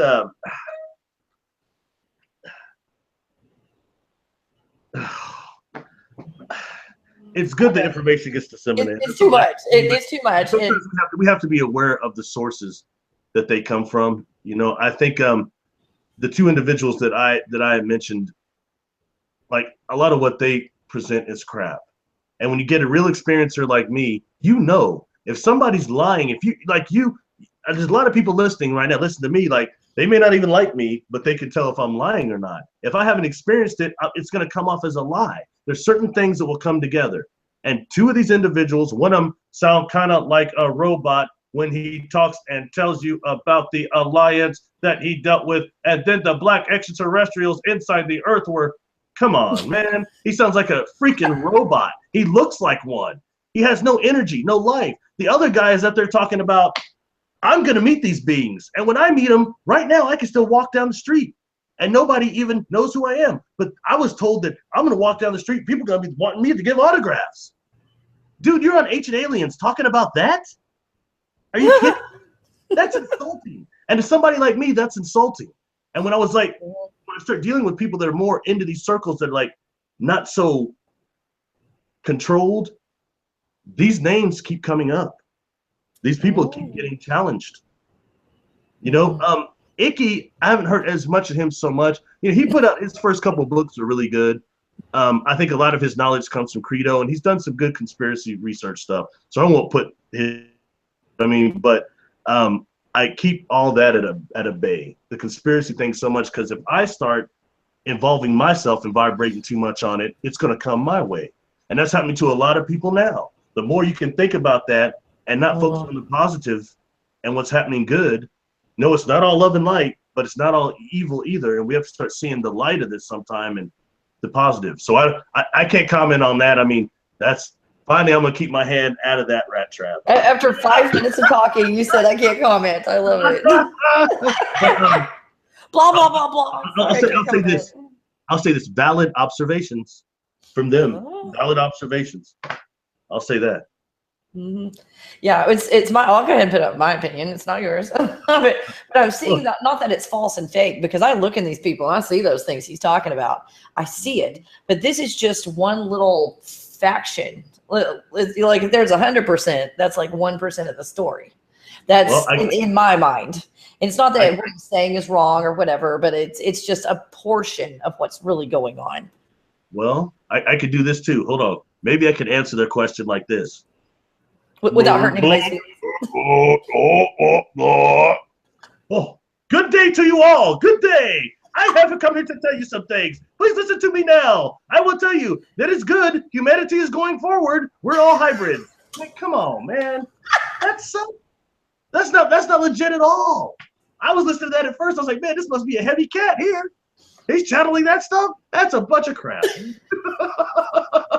but put that money, you know, and right now there's not a lot of money to be made in this stuff. That's why I'm trying to write a book, but I have not put it out. I've not finished it. I've done nothing that charges anybody from anything. All right. I'm not at this point. It takes so much time though to do this that it's like people stop doing it and trying to help because they can't keep up with their regular life and bills.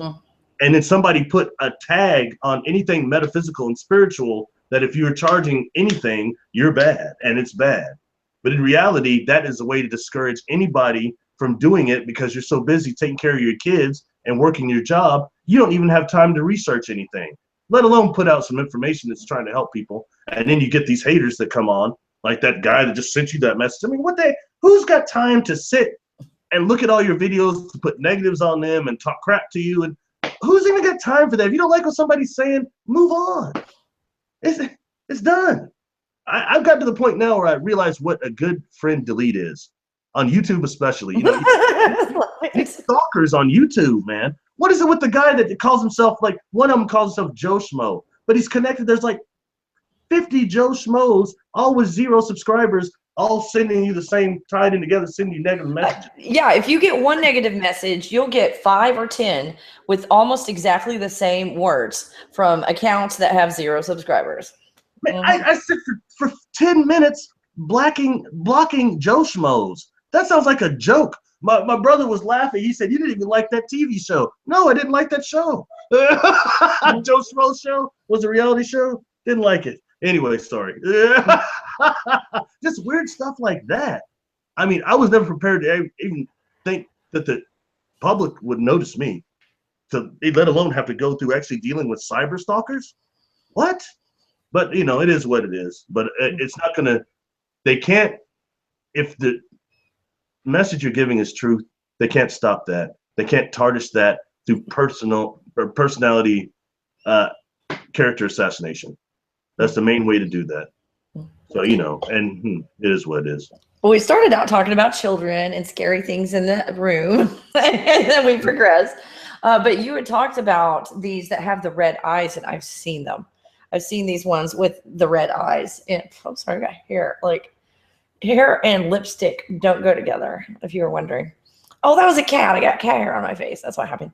So, I've seen those as an adult. I did not see them as a child, but as a child, what I saw, and there were three of them. They were the shape, although you couldn't completely see them because it looked like energy, like waves of energy. And they were, I don't know, maybe 12 to 14 feet long.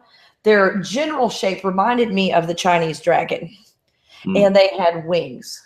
So because I couldn't see details, I was Baptist, I thought they were angels because they had wings. I thought they were there to protect me. But then there was this energy coming from them. Like, I didn't trust myself, I guess, at that point. I trusted, I guess, what most other people said. But I just got this feeling of, I don't want to say evil. I don't know how to explain this. You knew that they could just kill anything and everything that it wanted to easily, but for some reason they were protecting me. There were three. One was by the window, the other one over here, and the other one in front of my door in my bedroom while I was growing up. And I had night terrors all the time. I was not allowed a television or a telephone in my room, so I didn't have a television to even do that. Now, someone was telling me that the television blocked psychic abilities. So maybe it didn't make those things go away, but maybe they weren't quite as aware of them. I don't know. I don't agree with that. I don't agree with that. It depends on your level of awakeness. The television does not stop mine. Period. You know what I mean? I don't watch it, so I don't know. It stop the stuff at night. But the question is, were they attacks, or was it just different abilities coming into focus? Because, I mean, my abilities were enough. Well, what's happened to me enough to where I have insomnia now. Terrible, horrible. But it was even worse when I was younger. You know what I mean? Because of that reason. So in that way, the television stopped those attacks, but it didn't stop my abilities. Okay. And, but as to where, like, someone like my brother, he says it did. So I think it depends on your personal frequency level. And someone was talking about undeveloped abilities, that maybe that's what's going on. Like you said, not an attack, but suddenly I can see them and they're scary looking. But I always saw these things, and I'm not quite sure what they are, but they were capable of really, really hurting people in a really bad way. And I stayed protected. So then you go into questioning, okay, if here's like this badass, a creature here that's protecting me that on one level can kill, where is because I grew up with, black and white, either everything's good or it's bad. That's the mentality of growing up. So where is this gray area in the middle of these things and why were they protecting me? Well, it's often maybe a mistake to think appearance means intention. It doesn't. You know what I mean? And who's to say that angelic form has to be like this light angel? It could be a different form. There's different ways and different containers for our consciousness. So there are angelic ones that are like, I will kill you. Like, those exist? No, I know. I meant just form-wise. I've heard that some angelics, guardian angels, have been seen that look like shadows, but they're not negatives at all. Okay. No, I felt it from them.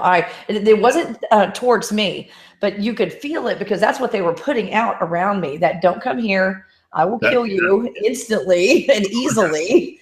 And I could feel that, but I knew they would not hurt me. But I mean, but you felt that they were okay. So they were. Yeah, they're protecting me. They're still around. I mean, they never left they've been there my entire life. If there was one there in front of the door, they're still here. They're still here protecting me. And well, I know this too. I know that as far as angelic hierarchies go, there are those type of angels that are type of protectors. And sometimes we assume that they must look angelic like, but do they? Or do they look a way that discourages people the same way a chameleon does? When you get up on it, get away. There's certain things that, like you get close to a porcupine, it's got its sticks or what do you call it? Stingers, whatever. It's got its things out. You don't come very close. It's the same way you come up on, whether it's angelic or not. This is a warrior you come up on, a very fierce one. You take your ass away the other way. That's the first maybe way of defense, And it's I don't even know how to describe this. I've got a warrior spirit. So I don't know. Maybe these are my peeps that are making sure that I'm taken care of. But physically, I've had heart problems. I've had problems with my back. I've had all kinds of stuff where I mean, that's why you carry a gun is because that if in a hand-to-hand attack, I don't think I would do very well. So I don't understand this warrior. Is it more of the warrior spirit in my mouth more than anything in my attitude? Because I don't feel like it's physical with me. It could be. It could also be basic self-preservation. Ah, okay. Bring out the warrior instincts here. This place is dangerous. It is. It's scary sometimes. This is no angelic environment down here, yo. No, It's crazy down here, man. It's dangerous. You got anything can happen. A tree could fall on you when you're walking. Yeah, a maniac is acting like a barbarian could jump out going, Captain Caveman. I mean, anything can happen to you down here. This place is whack. I mean, and that maybe is why I had all of that protection. Not the whole population here. Not the whole population, but more than half of it is very dark and been on dark things and are just into that or not willing to wake up outside of that. And you might, right now, you get anybody that comes here. I was mentioning the other day, I guarantee you there's at least 2 or 3, 4 or 5, 10 people like you've seen biblical description that can heal somebody through touch. I mean, really heal, more than Reiki. I'm talking about seal up cuts. Or their aura can do that. And guess what? You don't know who they are. You won't hear about them. And they're probably hiding, deathly afraid anyone's going to find out. That's the place we live. Those people will not be honored if they come forward. They will be murdered immediately, jailed. Find out you're healing somebody for real like that. Somebody to come up and touch like it's been described. And I don't mean Reiki. I mean something real. Give a real Kundalini, what they call Shakti Pat, when they touch you and then it seals up, or your scars are gone, something like that. Someone like that, making blind people see by that type of divine field, God force energy coming through. Let them be discovered. They will be murdered. It's happened before. It will happen again. In my sessions, and I mean, this is a very interesting topic because in my sessions, this is what I teach people to do, is to get all this crap and the programming out. Their body suddenly starts to heal itself without help. And you see things like that, because I got to that place where a cut on my finger and it went down to the muscle. I cut my finger. Long story, don't want to talk about it.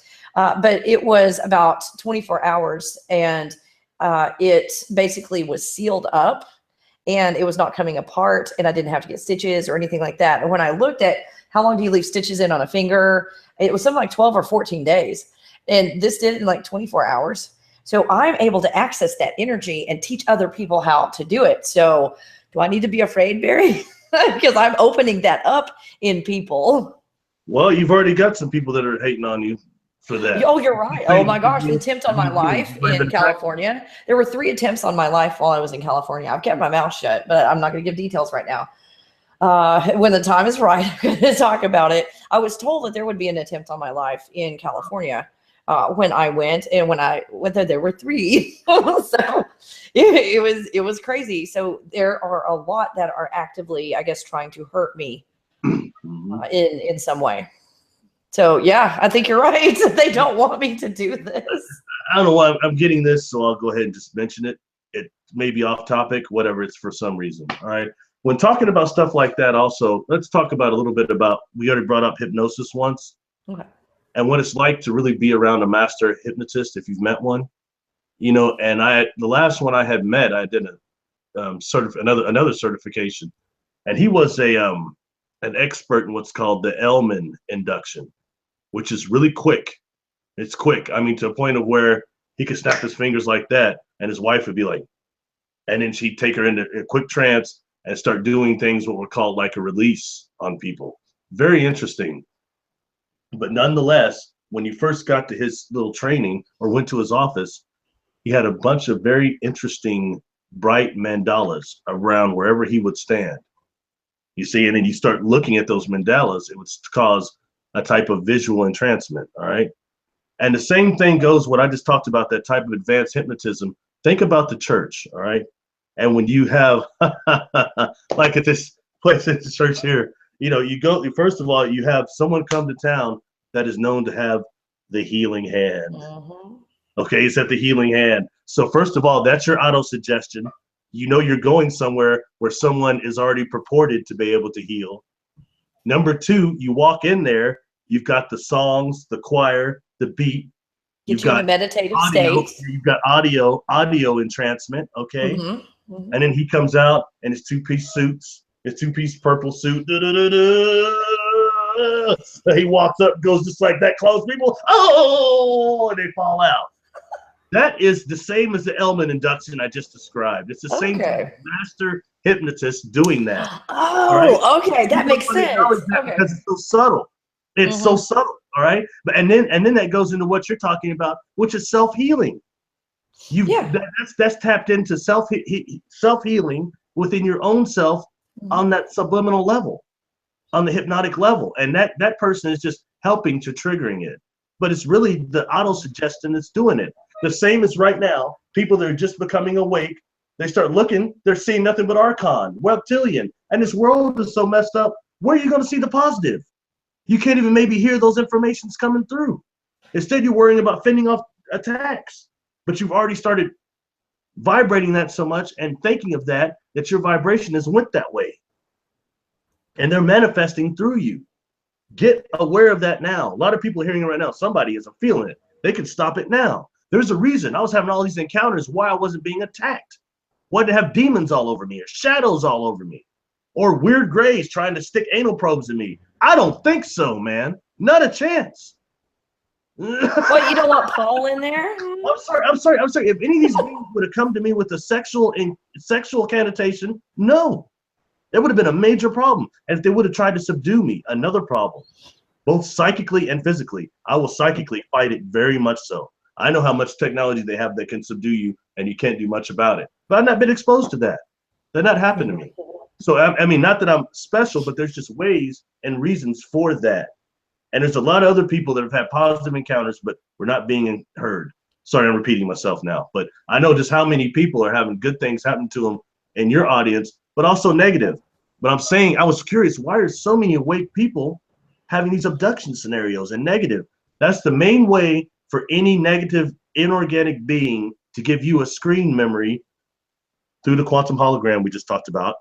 The screen memory of actually having abduction, if they're coming from space, they're coming from another dimension out there. They're not beings that are right here trapped, inorganic within the Earth matrix. That's, you know what I mean? We don't think of it that way. Anyway, I'm sorry. The hypnotism, that's a big thing. I'm sorry, I'm echoing over there. Like on the like the television that hypnotizes you. You go to a school and they have all these programs, and the programs keep running to continue to keep you hypnotized. So what I do with people is show them what has been done to them, dehypnotize them. It's kind of like someone getting out of a cult, and you have to get them to a place called normal. So that's kind of what I do with everybody. Is they have been hypnotized. I show them how they've done it, how to dehypnotize themselves, how to get all these controls off, so that now they can see things truly like they are. And they can access all of these things. So anyway, that's my way of doing it. that's my contribution.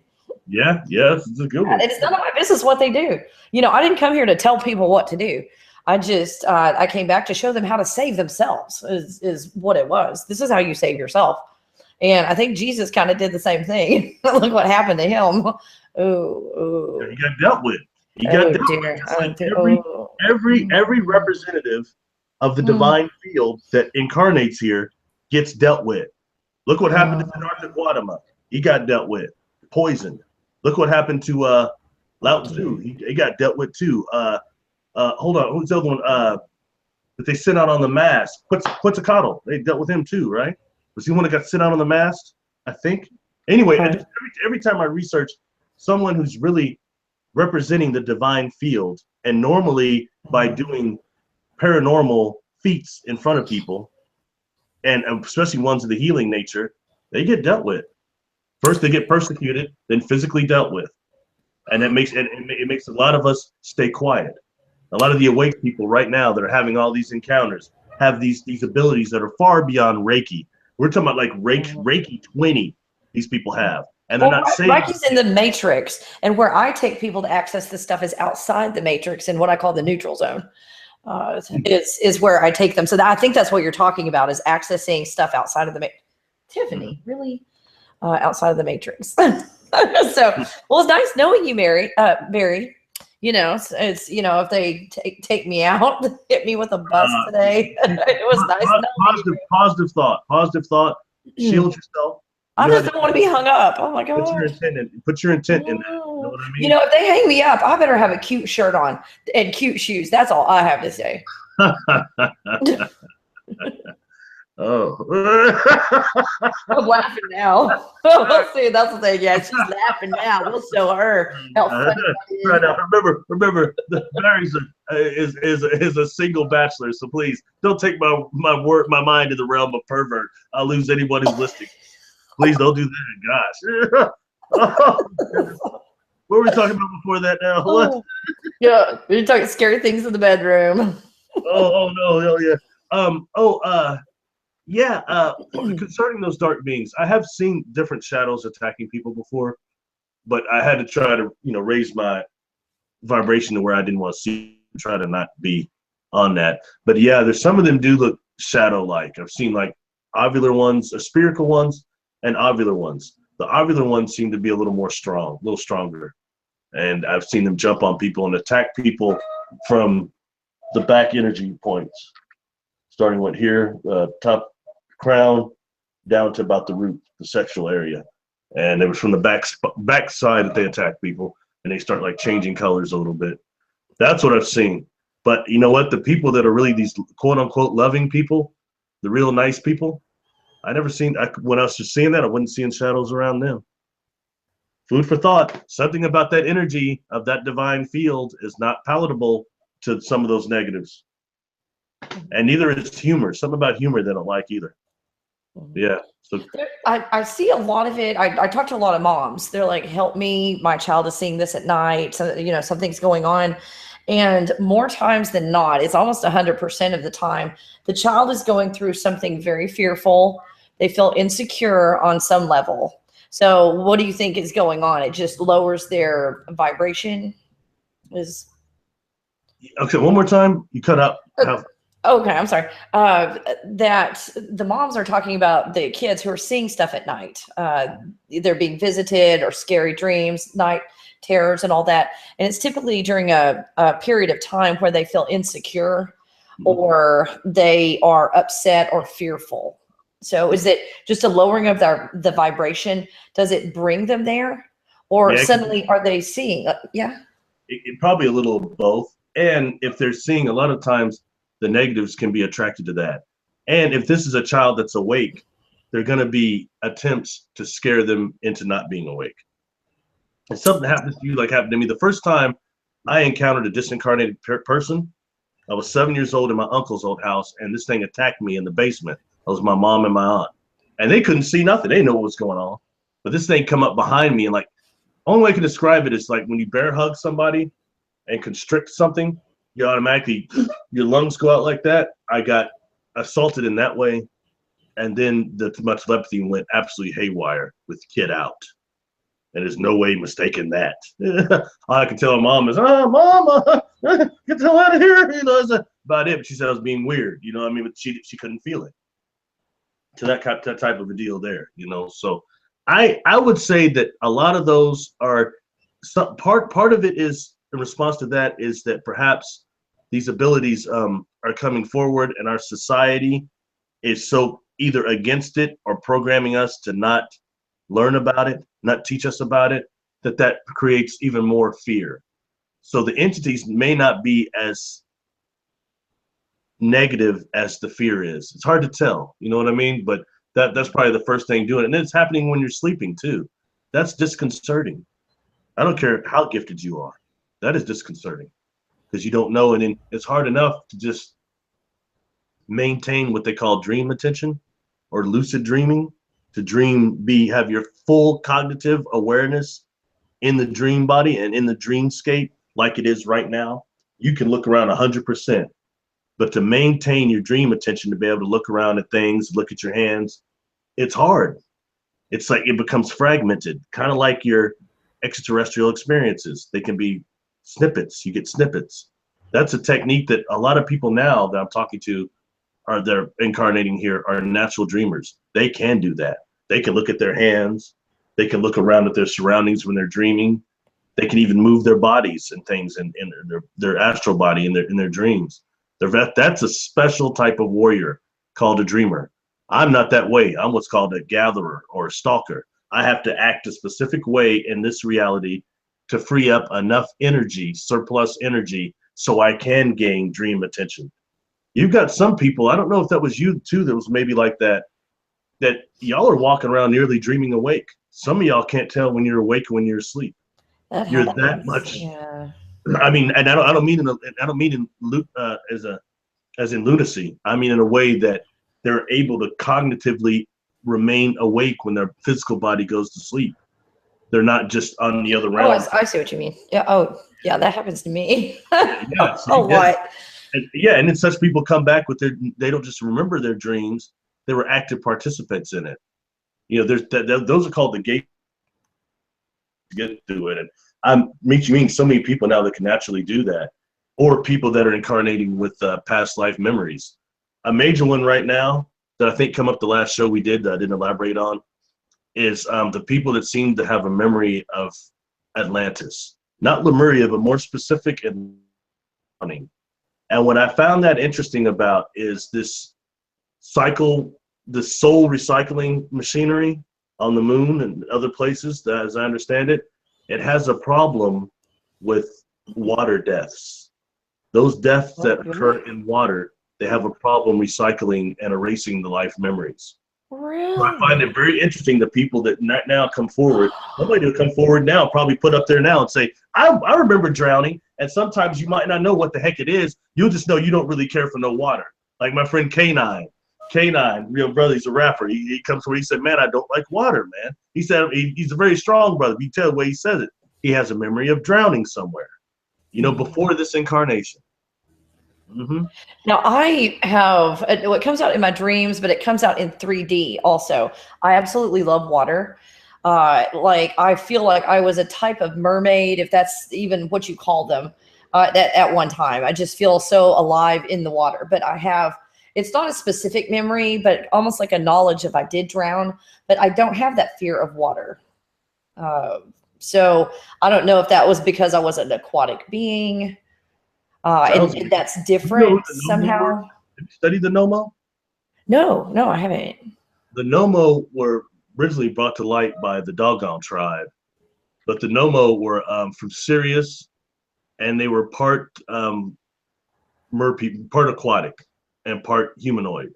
Okay. So, and especially when you start dealing with like melanin dominant knowledge, ancient knowledge, and African contactees also, a lot are experiencing what are being called merpeople.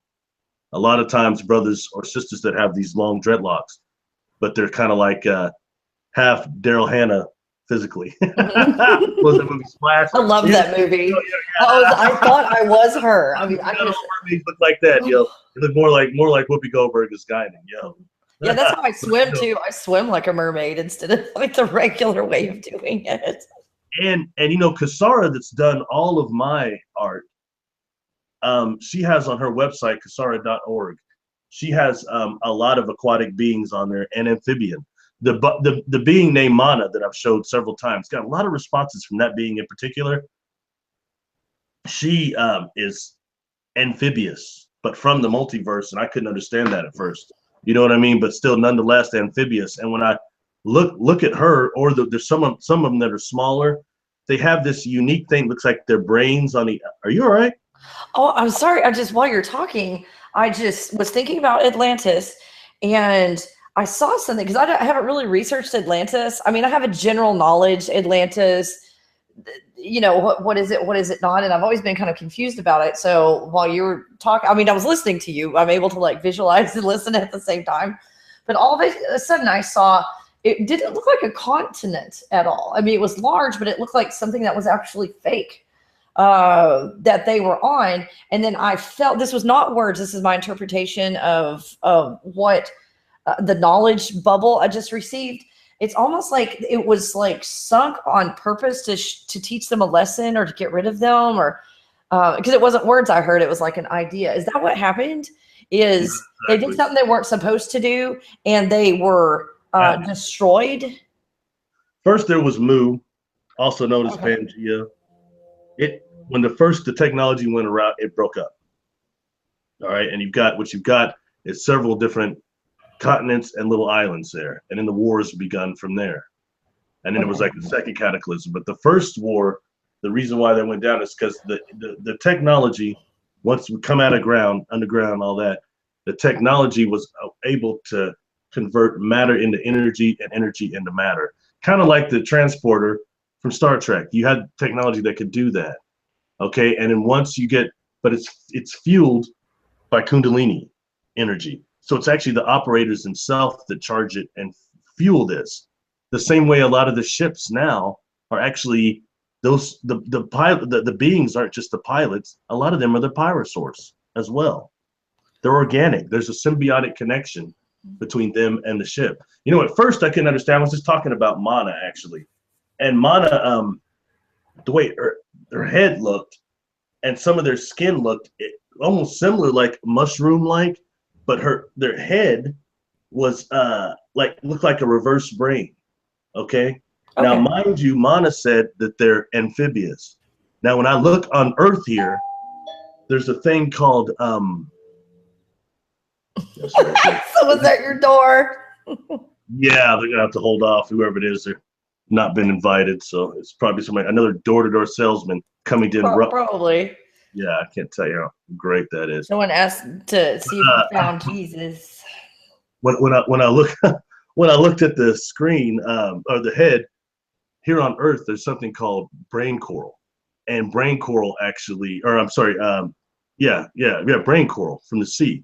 It looks like a brain, kind of, and that's sure enough the way their heads kind of look, like a cross between that and like armadillo armor, kind of a cross between that. So I guess, but I started thinking, well, how in the world does a humanoid species come from brain coral? I mean,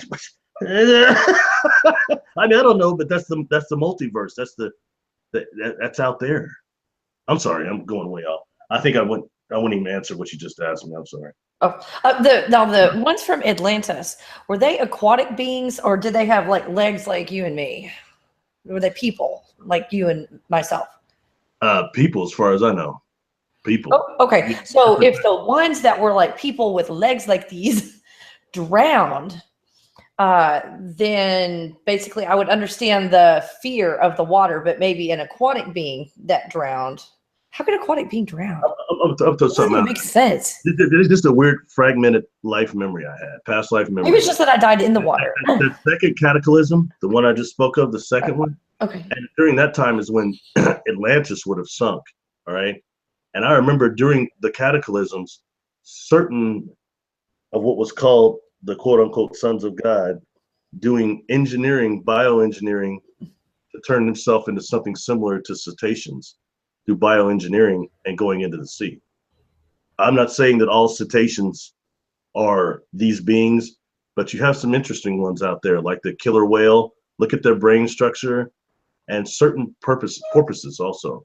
There's a lot of different. Oh, I see where you're going with this. Yeah, different porpoises and dolphins. Just something to look at. And, they're mammals. Something to think about. I'm sorry. Also, what others built some of these Venema craft, things similar to that, and others that were ships that look a lot like, I think, the way the Ark is described. And what this was actually capable of doing was stopping the that force that was turning energy into matter and matter into energy. It could stop that. It was resistant to it. So in that way, when I describe that, kind of think of that technology going awry. I mentioned this before, I think, on here.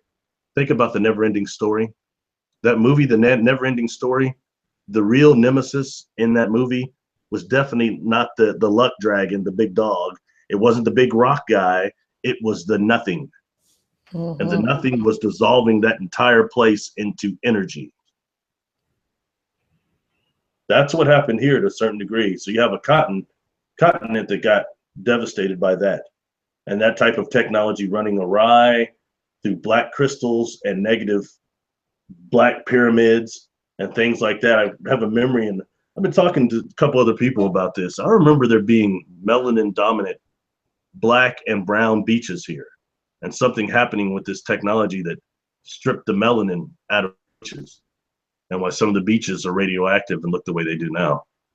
White beaches. Oh, interesting. You know, and something else to throw in there that somebody asked earlier about black goo. Maybe we should think about this as a possibility, that unrefined oil is sentient. Look how it is almost enslaved now. It has all the characteristics of a life form. It technically reproduces. It produces energy, all right? And why does it appear to be trapped under the Platonic plates? We know the way they say oil came about isn't true. So what happened? How did oil get trapped under there like that? Why does it 1 quart of oil can contaminate, like, what is it, 20,000 gallons of drinking water? And when I look at things like the BP oil spill, remember that? Oh, yeah, I do. That oil looked like it was being expunged and looked like an organism exploding and the way it was spreading. Very, very odd. And if you had some type of a form of war on this planet, type of a nanotech similar to oil would be a good way to infect the water here and a lot of the veins of the earth itself. And maybe oil was trapped there. It's just food for thought. But I know unrefined oil needs to be looked at different than I think it is. Well, a lot of things too, like the mountains. What are they? You know, I look at there are no forests on flat Earth. I watch that, and it makes absolute sense to me that the mountains are basically the trunks of trees that have been either cut, broken down, or some form of that. When you look at the structure inside of the mountains, volcanoes aren't even what they say that they are. So there's also, they were talking about how do I word this? If you want to call this a planet, I don't know what to call what we're on anymore, but I'll call it a planet because that's what everybody else calls it, that you'll have a period of time that something is going on this planet.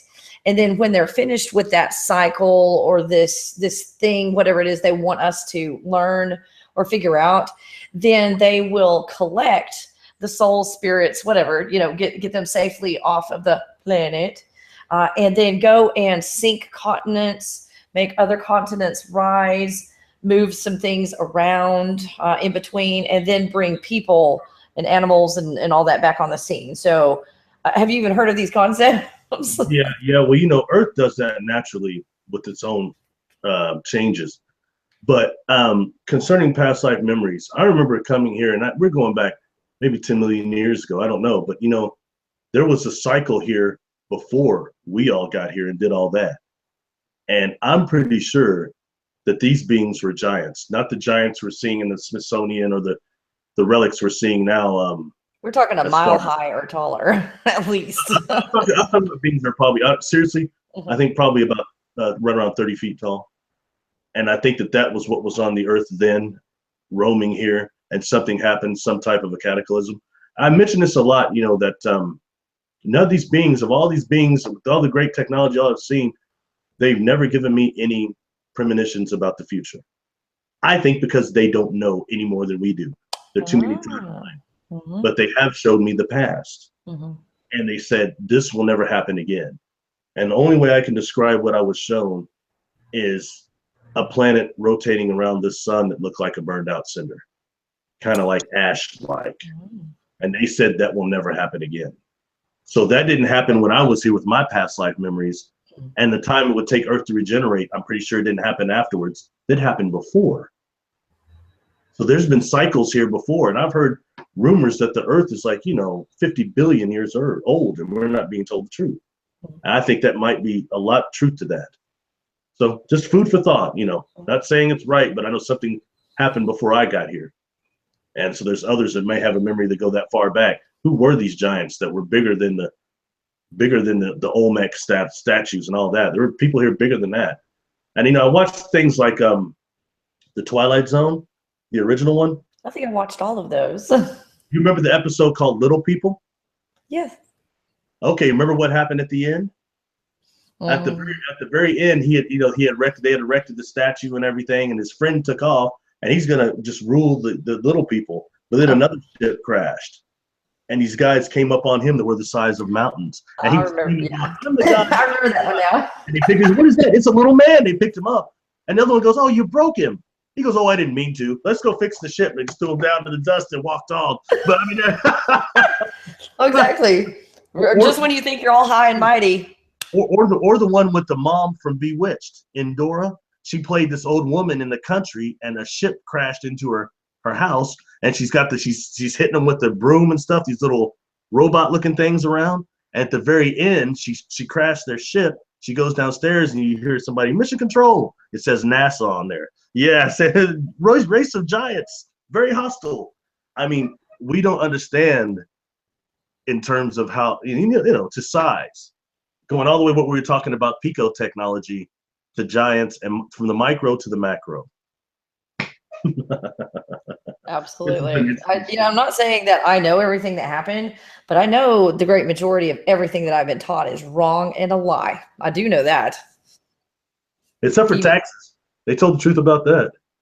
They're going to try to get that tax money every year. They told the truth about that. I haven't gotten my money since 2001. Legally, I figured out a way around that.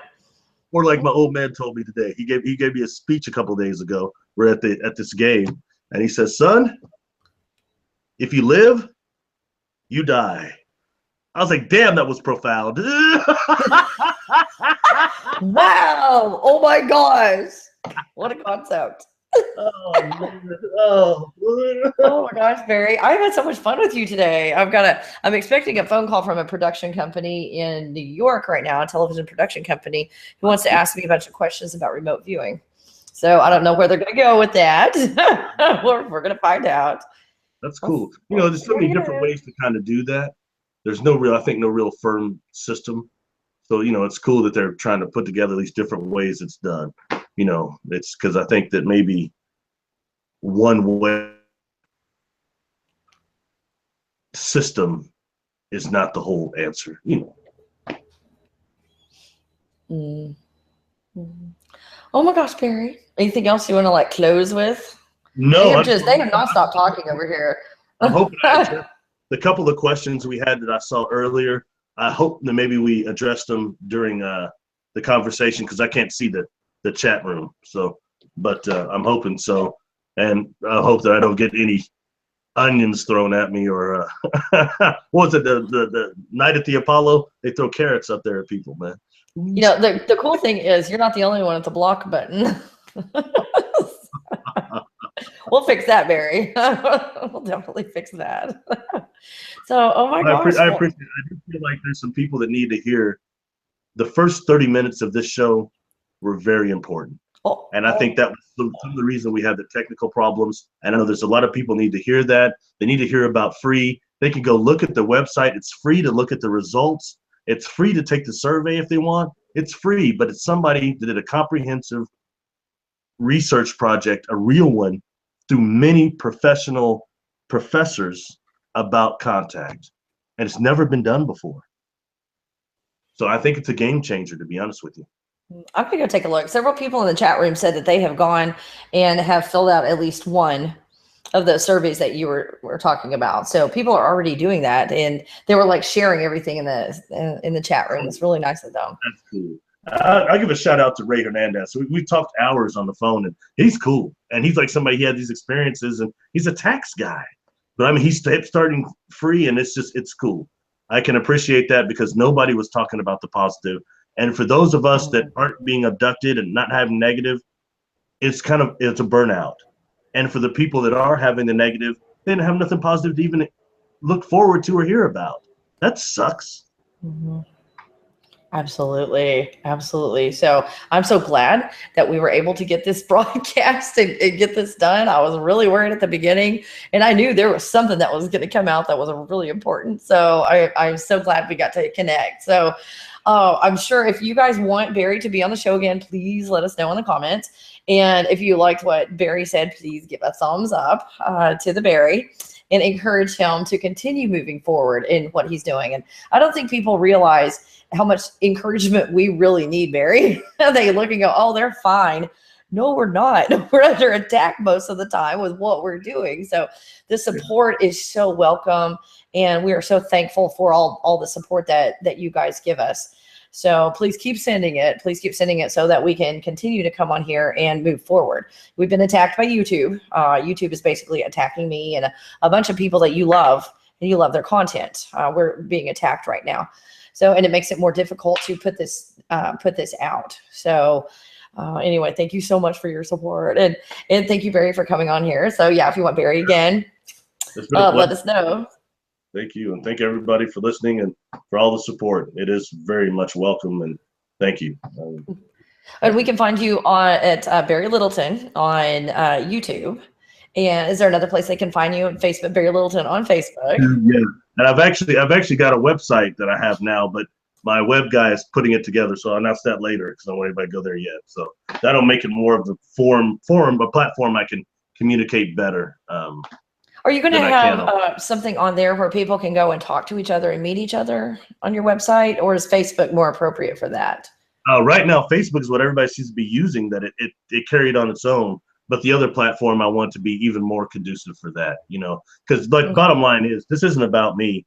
And God knows I'm meeting a bunch of people that know a lot more than me or have so much different information that it all goes together that it's like a tapestry. So I want to try to promote that as much as I can. I never thought that this many experiencers, just awake people, would actually want to communicate with me to where I couldn't keep up. I can't even keep up. So I never thought that would happen. So never say never, because you're destined for some great things.